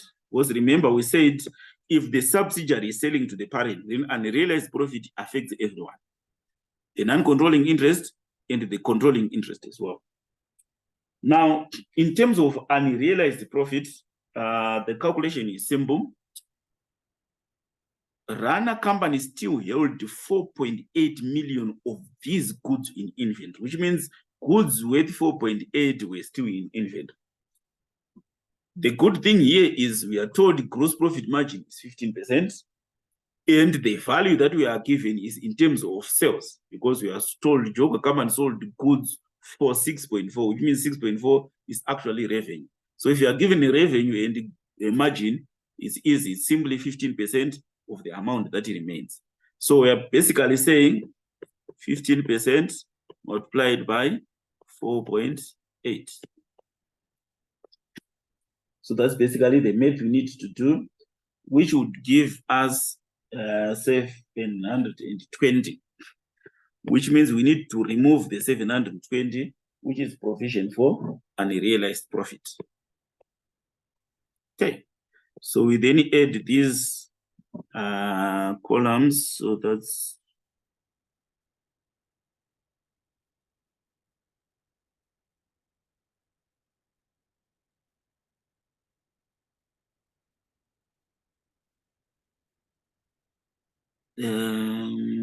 this is sorry, at consolidation we need to remove the 720 there. At acquisition we don't need to remove anything because the sales were not done yet. So 54,500 61,880. 9 minus, okay, so this is 7,380. Right, so in an exam, because you will not have much time, you don't need to worry yourself about these two totals because they are not going to add any value. Because in any case, if you subtract this minus that, it will give you this total, and this is what we need to share. So you can simply ignore these two totals and concentrate on this one. Right, so the total post-acquisition profits are 7,380. Now, this is what you need to then share between controlling interest and non-controlling interest. We know that controlling interest is 80%. We know that non-controlling interest is actually 20%. Right, so that you can then determine the 20% of 7,380. So this would be 1,476 for non-controlling interest. And for controlling interest is basically 80% of 7,380, which is 5,907. Right? So because of space, I cannot write it there, but that's the total amount that you need to incorporate. So this is basically your working number 2, which is your net assets table. But then from working number 2, we can then move on to the next working, which is your goodwill. So your working number 3 is your goodwill. Right, so in terms of goodwill, the first consideration is the consideration paid. Right, so in terms of consideration, we are told that there is a cash component that is paid. The consideration consisted of cash of 42.5. So we can say cash paid 42.5. Then we've got the deferred consideration, because we are told that, and a further cash payment of 21 million deferred until 1 April 2015, which means 1 year later. Right, so we are told that no entries have been done, and the cost of capital is 8%, and the appropriate discounting rate is 0.926. So it means instead of us saying 21 million divided by 1.08 to the power of 1, the 1.08 to the power of 1 has already been calculated for us, which means we are then simply saying 21 million multiplied by 0.926. So if we do this, we'll get 19,446. So this is the total. The total consideration. So this is the total consideration. So we're basically adding the 2,946. So this represents 80%. Then our non-controlling interest, which represents 20%. So we look for the fair value of the non-controlling interest. Right, so we are told that the fair value of non-controlling interest in Joker Company on 1 April was estimated to be 13 million, which means the value of the business becomes 74 plus 13. No, sorry, this is not correct.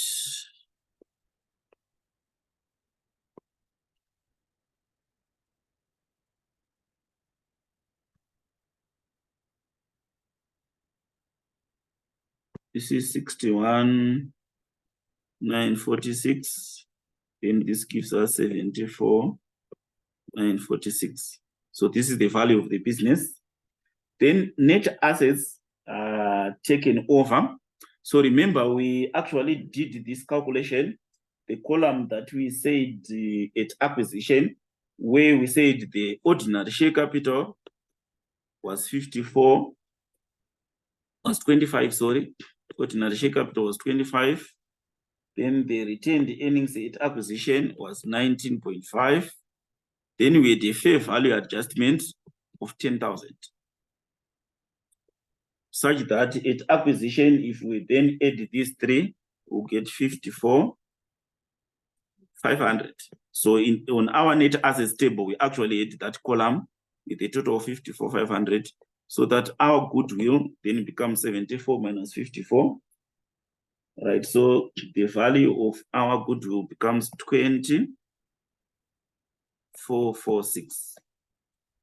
Right, so this will be your goodwill calculation, your working number 3. So if you go to your balance sheet and you put your goodwill as 20,446, and you don't show me where you got the 20,446, you'd actually get 1 mark for calculating goodwill correctly. And then the other 4 marks would come from the calculation itself, because we want to follow the steps to see where you got the figures that you actually used. So if there are 5 marks for the goodwill figure, 1 mark is on the face of statement of financial position, the other 4 would be on your working, where you showed how you actually calculated that figure. So please make sure that you do these calculations, and then you actually then reference them on the face of your statement of financial position. So that's the goodwill calculation.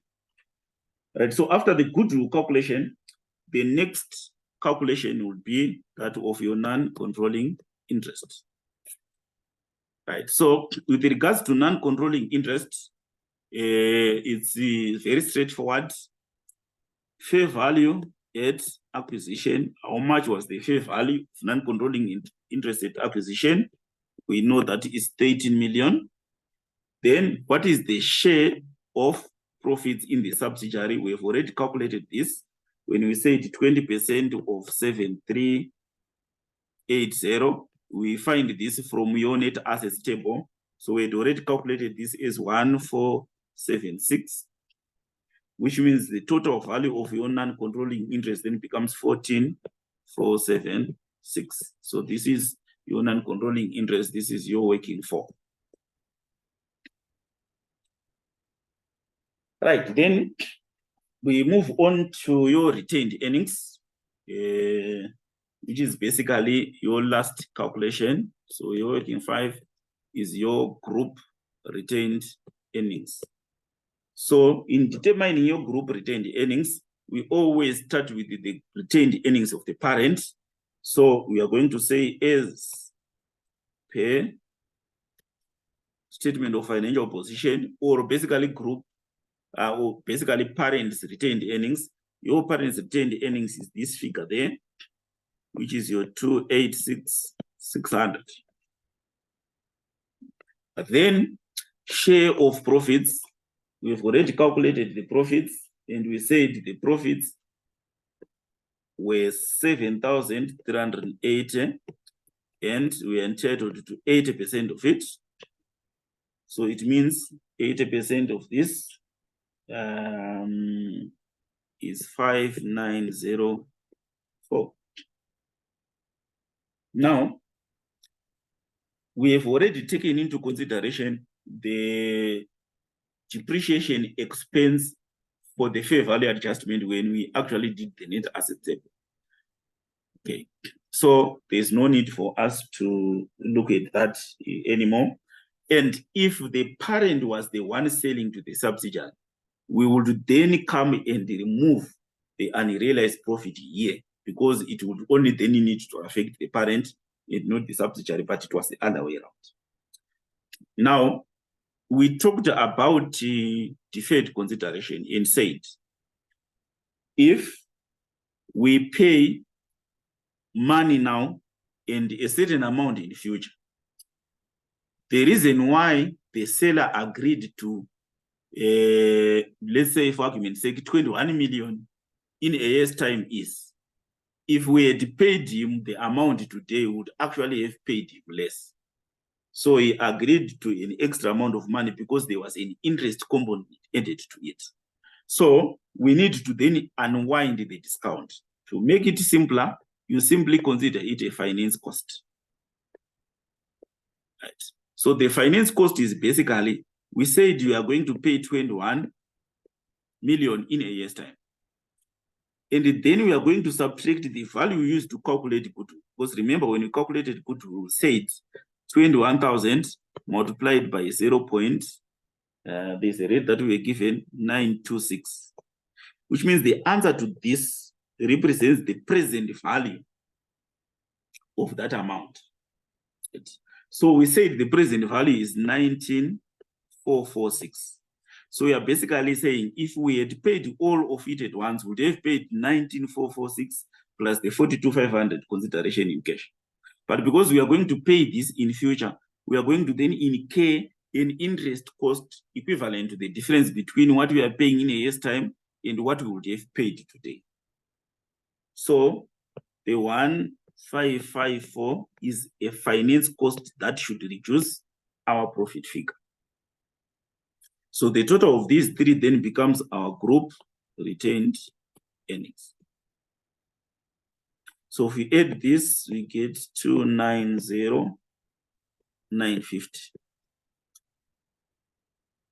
290,950. So 290,950 is our group retained earnings.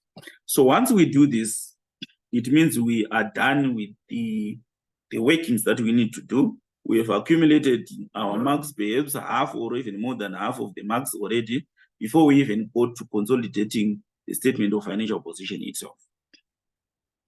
Right, so let's then see, based on the information that we have, how we then do the consolidated statement of financial position. All right, so I've separated these two sections. So we're going first to look at the total asset section, and then we are going to move on to the equity section. Right now, when we are consolidating, we said consolidation means adding together. So we are saying, let's put a column there and call that column consolidated. So this is the consolidated column. So we are basically going to do it line by line and say, our PPE, we are going to say the parent's PPE plus the subsidiaries PPE. And then we are going to say plus, remember the fair value adjustment we talked about, that was 10 million. So we said the total PPE for the subsidiary is actually supposed to be 44,700 plus 10. Then also remember that we deducted depreciation of 1 million.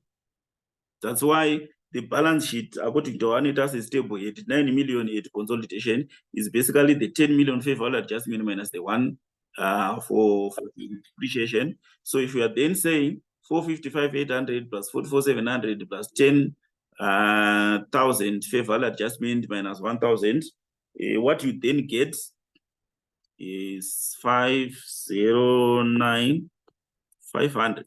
So this is our consolidated PPE. Then move on to the next line item, which is investment. So you'll see that the subsidiary does not have any investments there. So there is nil there. But if it had its own investments, would then say 55 plus whatever investment the subsidiary would have. Now, you would know that if you buy shares in another company, it constitutes an investment, which means the money that we actually paid to acquire shares in the subsidiary are actually part of the 55 million that you can see there, written investments. But when we are then consolidating, it means we need to eliminate it, because what we are calling investment here is what the subsidiary is calling equity. So we then need to remove this component and also then remove the subsidiary's equity. So we know that in terms of the investment that we actually did in the subsidiary, you would remember that we paid 42.5. So it means we need to remove the cash payment we made of 42.5, because this has already been eliminated when we calculated or computed our goodwill. So we are then saying 55 minus 42.5. So whatever remains constitutes other investments in other equity instruments or other cash investments, whatever the investments they are that the parent did. So we then remain here with 12,500. Now, we are then going to add an additional non-current asset, which we have already calculated, which is our goodwill. So we're going to then go to our goodwill calculation. We've already calculated this figure. It was 20,446. Right? So we are going to include our goodwill there, which means the total there becomes 542,446. So this is the value of our non-current assets. Now, let's move on to current assets. So current assets, same concept. We say your inventory from the parent plus inventory from the subsidiary. And then we take into consideration any adjustments that we would have done to inventory. So remember on inventory, we said within the inventory of the subsidiary, there is stock that is overvalued because of profit kakachargwa nesubsidiary payakatengesera parent that has not yet been realized. And we calculated this and we said it is 720, which means we need to remove that 720 because it's a profit that we have not yet realized because the goods have not yet been sold to the public. So we are going to reduce our inventory by provision for unrealized profit, which means our inventory becomes 37,280. Right, then we go to trade receivables. We say 35,300 plus 9,000. But remember, when the subsidiary sold to the parent, they also sold goods worth 6.4 million. And we were told that this is actually still recorded in the receivables. They said Joga Kaman still had the full invoice value of 6.4 in its trade receivables, which means we need to remove this 6,400. So if we remove this 6,400, we are simply eliminating, we are saying you can't technically sell to yourself. So 37,900. Then we go to our bank.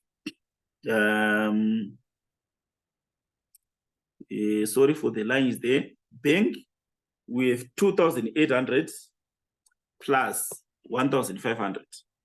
But remember, in terms of bank, there's 3,000 that is not in this figure because we said we had already paid 3,000, but that 3,000 had not yet arrived. So it's not there in this amount. So what we need to do is to simply add it back. That's the cash transit that we talked about, cash in transit, which was 3,000, which means what we need here is 7,300. So the total there then becomes 82,480 in terms of your bank, and then the total in terms of all the assets. Let me remove this. So the total in terms of all the assets then becomes 82,480 plus 542,446. Right, so the total becomes 624,926. So this is the total assets that we have as parent in the subsidiary. So the consolidated total assets is 624,926. So this is the same total that we must get when we then consolidate the statement of the equity section. So the equity and liability section of our statement of financial position. So let's then move on to the statement, the equity section, the equity and liability section, which is this one. Right, so in terms of equity and liabilities, we said the equity that we wanted to see is the equity of the parent only, because remember, we are consolidating for the benefit or for the sake of the owners of the parent. So they don't care about the equity section of their subsidiary because they already own that equity. And this is the amount that we then eliminated against the investment in the subsidiary under the non-current asset section. So the equity section then becomes the value for the parent's equity only. So we are not going to add this. We are going to just ignore it. And then put our consolidated equity as 202,500, which is the parent's equity only. Then in terms of retained earnings, right, we have already done the calculation for retained earnings. So when you are doing your consolidation, when you write retained earnings, show us which working you did to calculate the retained earnings. So if it is working 3, you simply write retained earnings, and then in brackets you write working 3. Then you go and pick the group retained earnings that you already calculated in your workings. So we had already calculated the retained earnings, and we determined that the group retained earnings is 290,950. So we have already calculated this.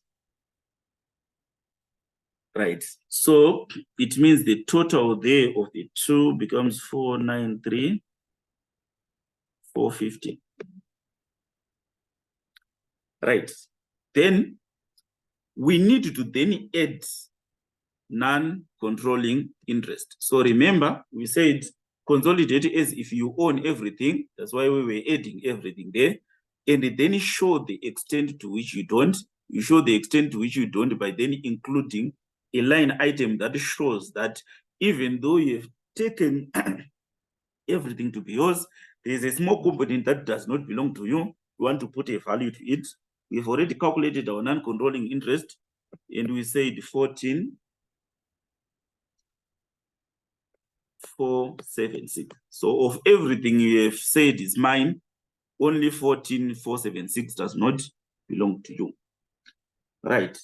So that's our non-controlling interest. So it then means our total equity before taking liabilities into consideration is 507,926. Right. Then we can then move on to our liabilities. So in terms of liabilities, we have our trade payables. So our trade payables, we are again going to say 81,800.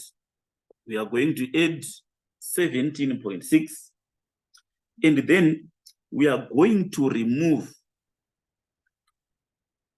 the component of the goods that we sold to each other that we are saying should not exist because the transaction is an intra-group transaction, is talking about figures that are, one, the left pocket is owing the right pocket, then the right pocket is saying I'm owed by the left pocket. So basically from the perspective who owns both pockets is a non-event. So we are going to remove 3.4.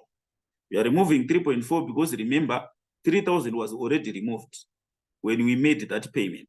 So since we are taking the balance sheet without adjustments, it means that 3,000 that we said cash in transit, it was already removed from the trade payables. So that's why we are only removing 3.4 there. So we then get 96,000. Then remember, we promised to pay 21 million at some point in the future as a deferred consideration. So if it's a deferred consideration, we said we create a provision. A provision is a current liability. So we are then going to include deferred consideration as a liability. So remember, the total amount of money we are going to be paying is 21. So we are going to then include the 21 there, which is basically your 19,446 you used to calculate goodwill, and your 1,554 you say it is a finance cost. The total of the two then gives you the 21 million there. Right, so your total liabilities then becomes 117. So the expectation is when you prepare your own statement of financial position, you would actually have the same columns and rows as this ones, your equity, and all of your workings should be in one column. There are not two columns where your current assets are in one column, then your non-current assets are in another, and then you add, you get the total. I am sure you've already done IS1 and you are aware of that. So please take note. So we are then adding these two amounts to get our total equity and liabilities, which then gives us 624,926, which is basically the same total that we got under total assets, which would then mean that our balance sheet would have balanced. So I don't suppose I need to overemphasize the importance of statement of financial position. The statement of profit and loss and other comprehensive income is a few issues that we are going to be discussing in passing, and then the rest of it you can always read on your own. But the statement of financial position is key to any consolidation process. So whether it's for your degree or some professional qualification you are going to do, expect that if you are getting a consolidation question, what you are actually consolidating is statement of financial position. It's very rare for you to get a consolidation of a statement of profit and loss because of how easy it is. So you should also then have the same expectation as far as your own exam is concerned. So concentrate on the statement of financial position, but also go through statement of profit and loss for your appreciation. So we're just going to run through a statement of profit and loss so that you understand how it differs. Now, these are the key issues that you need to take into consideration as far as your consolidated statement of profit and loss and other comprehensive income is concerned. So a subsidiary may be acquired halfway through the year.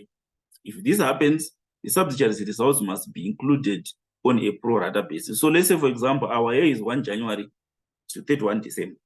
If we acquire a subsidiary on 1 July, it means profit between 1 January to 30 June did not belong to us. They belong to someone else. We then earn the right to share the profits from the date of acquisition. So if your subsidiary then got a revenue of 1 million, it means the 500,000 for the first half of the year, you are not going to get any part of it. Then the other 500,000 from 1 July to 31 December, if you acquired 80% of the shares in the subsidiary, it means you are then entitled to 80% of the 500,000. So the first step, split the revenue between the periods before acquisition and after acquisition. Then after that, apply your shareholding percentage. Then after applying your shareholding percentage, you can then determine what you need to add to your own revenue. Because remember, we are going to say our revenue plus our share of the subsidiary's revenue, our cost of sales plus our share of the subsidiary's cost of sales, our expenses, all the way until you get to the end where you actually then get to share the total profits. So please take note. If we acquired on 1 September, you are basically counting September, October, November, December. So you are going to say 4 over 12 multiplied by whatever total revenue is there, multiplied by the percentage of your shareholding.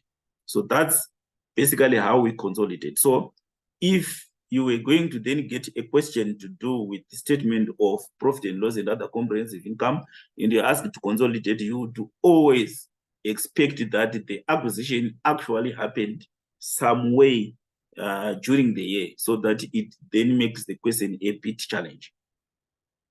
Right, so that's the first step. The second one, there are basically two main calculations as far as consolidating a statement of profit and loss is concerned.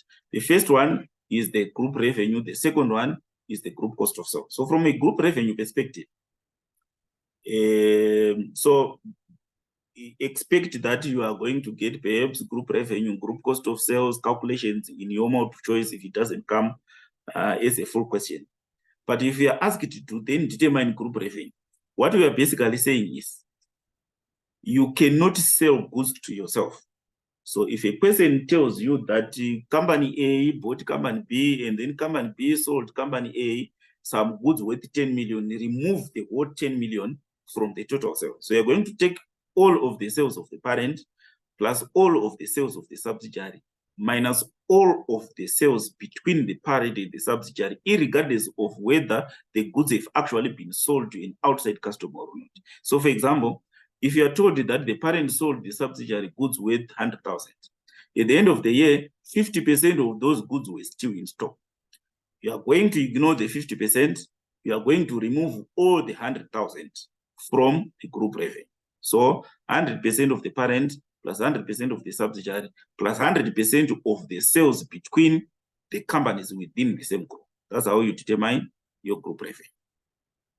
Then when it comes to cost of sales, you are then going to take into consideration the concept of unrealized profit. So you're going to take all of the cost of sales of the parent plus all of the cost of sales of the subsidiary. And then you are going to remove all of the sales, just like what you did for group revenue. So you're taking all of the sales, 100%, whether they are sold or not.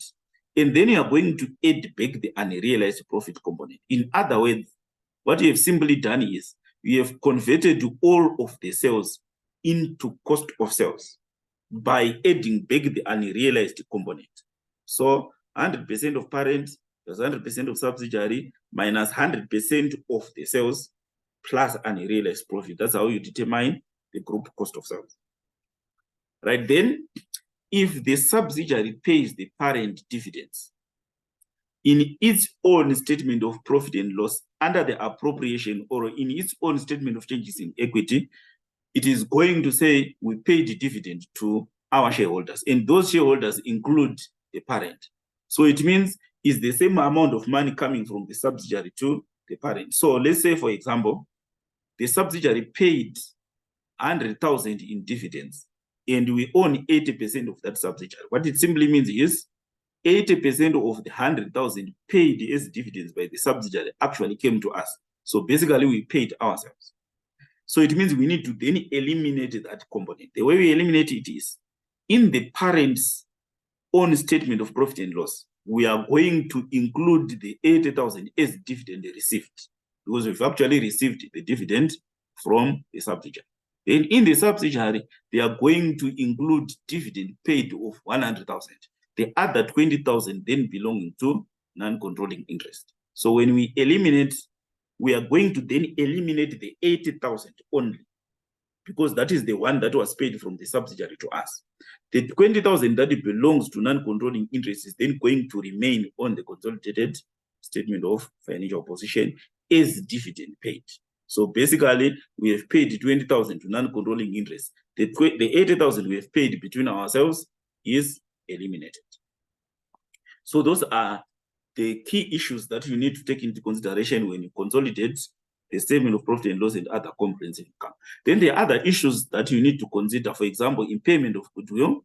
So if goodwill was impaired, remember goodwill is not shown in the individual financial statements of the parent, is not shown in the individual financial statements of the subsidiary, it's only shown in the consolidated financial statements. So if there is an impairment of goodwill, that means it's an expense.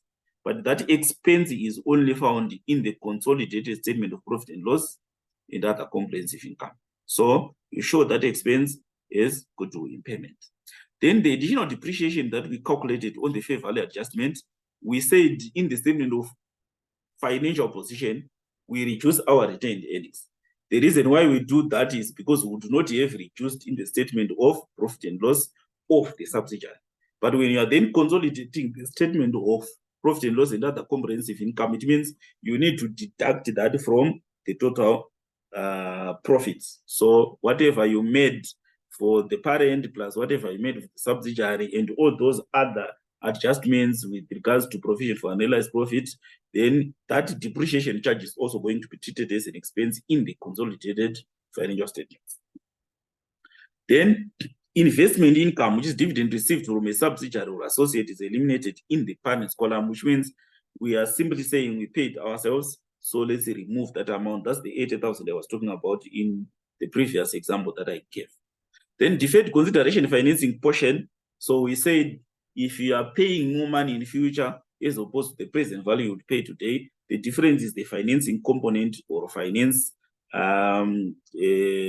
cost to the parent.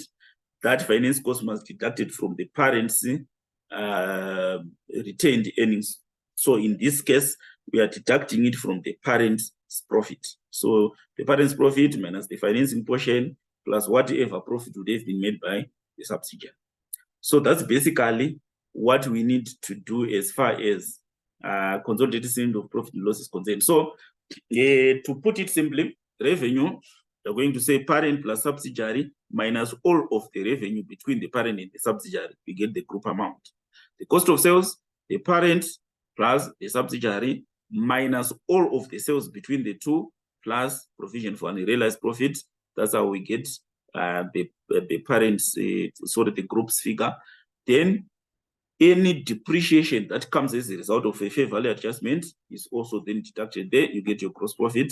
Then your distribution costs, straightforward, parent plus subsidiary, you get the total. Administration costs, parent plus subsidiary, you get the total.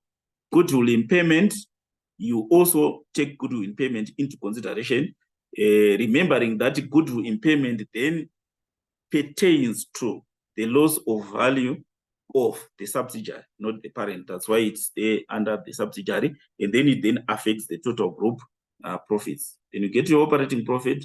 Investment income, we said in terms of investment income, any dividends we receive from the subsidiary, we deduct them, so that the only investment income is what comes from other investments and the non-controlling interest component.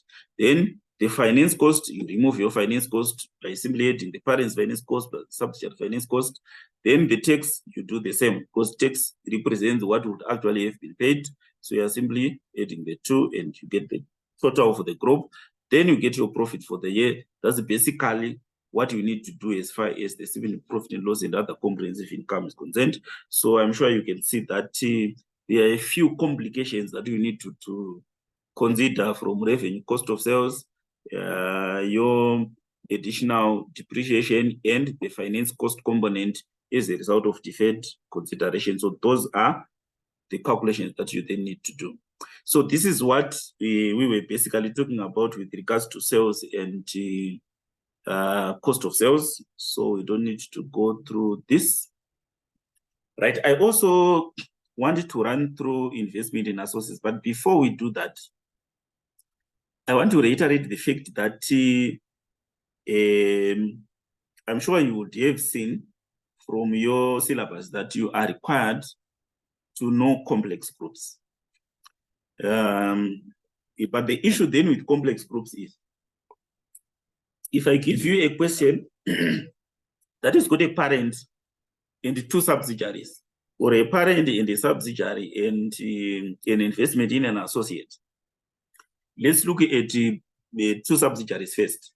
If I give you a parent and two subsidiaries, from a concept understanding perspective, it does not add any value. Why? Because what you did to subsidiary A is the same thing you are going to do to subsidiary B. So I'm not going to give you a question that has got two subsidiaries or a subsidiary and an associate, because I'm testing the concept, not your ability to add and subtract figures. But from an understanding perspective, so this is what you are going to, whether you then choose to do CTA or ACA or SIMA or any other professional qualification, you are never going to get a complex groups question asked to you, because for the sake of time, we ask you a concept once, not twice, and test your adding abilities. So I just wanted to make that clear. Concentrate on a parent and a subsidiary, or a parent and an associate, and not a parent and two subsidiaries, or a parent associate. No complications that will waste time without adding value in terms of the concept. Now, an investment in an associate is a bit different from the way that we treat an investment in a subsidiary. For one, you would already have determined that we don't have control. If you don't have control, then we don't consolidate. We use what we call equity accounting. So what we are basically doing is, you are starting off from what you paid for a stake in the associate. So I will use a hypothetical example first. So let's say you acquire 40% of a stake or shares in another company. That means we have got significant influence, or it means you have got an investment in an associate, but you do not have control. Let's assume, for argument's sake, you paid 10 million, so the other 3 zeros are there.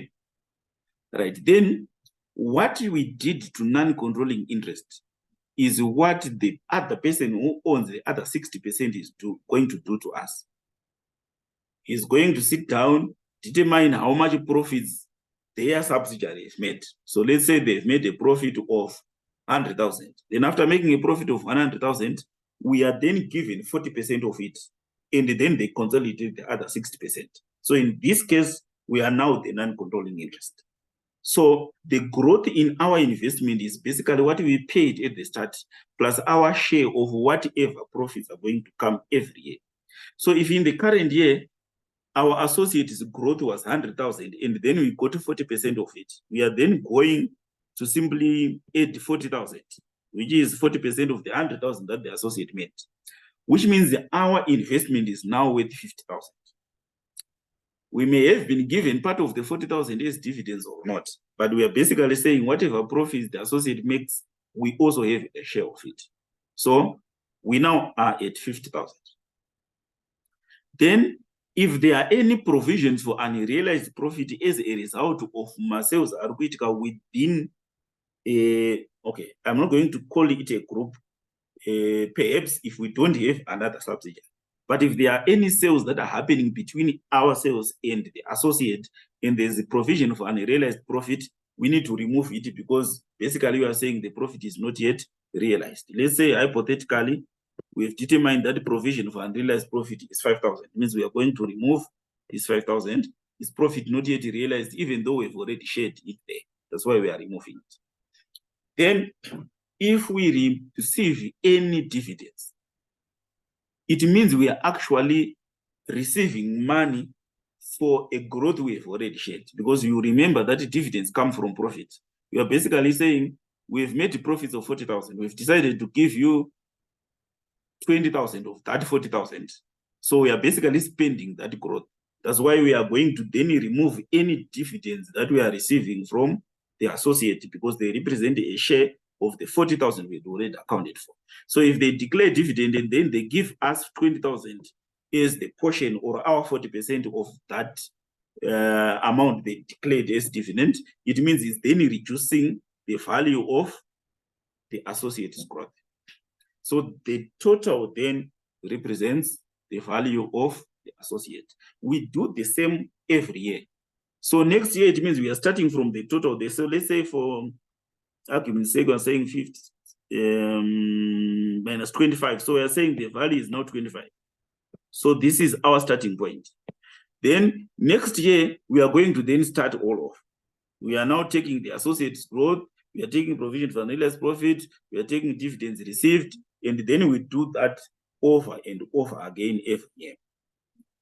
Right now, you would remember the concept of prudence, to say, if we have an investment in another company and we have determined that the investment is the total of these two, so our investment is 50,000.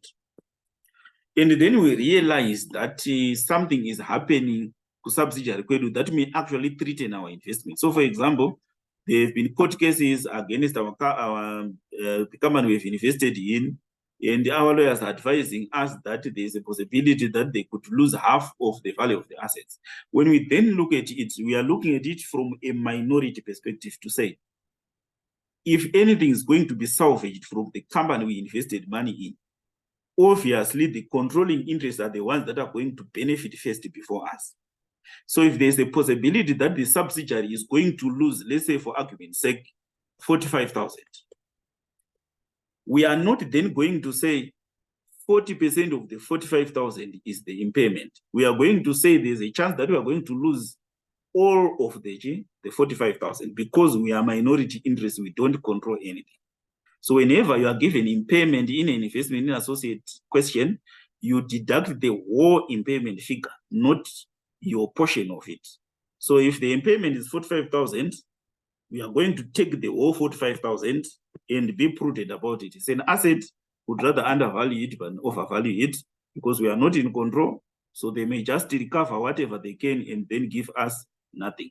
So you're going to take all of the impairment when you're determining the value of your associate. So that's basically investments in an associate. So usually if a question is coming and is asking about investment in an associate, you would expect to see it in a multiple choice question, for example, where you need to determine the value of an investment in an associate.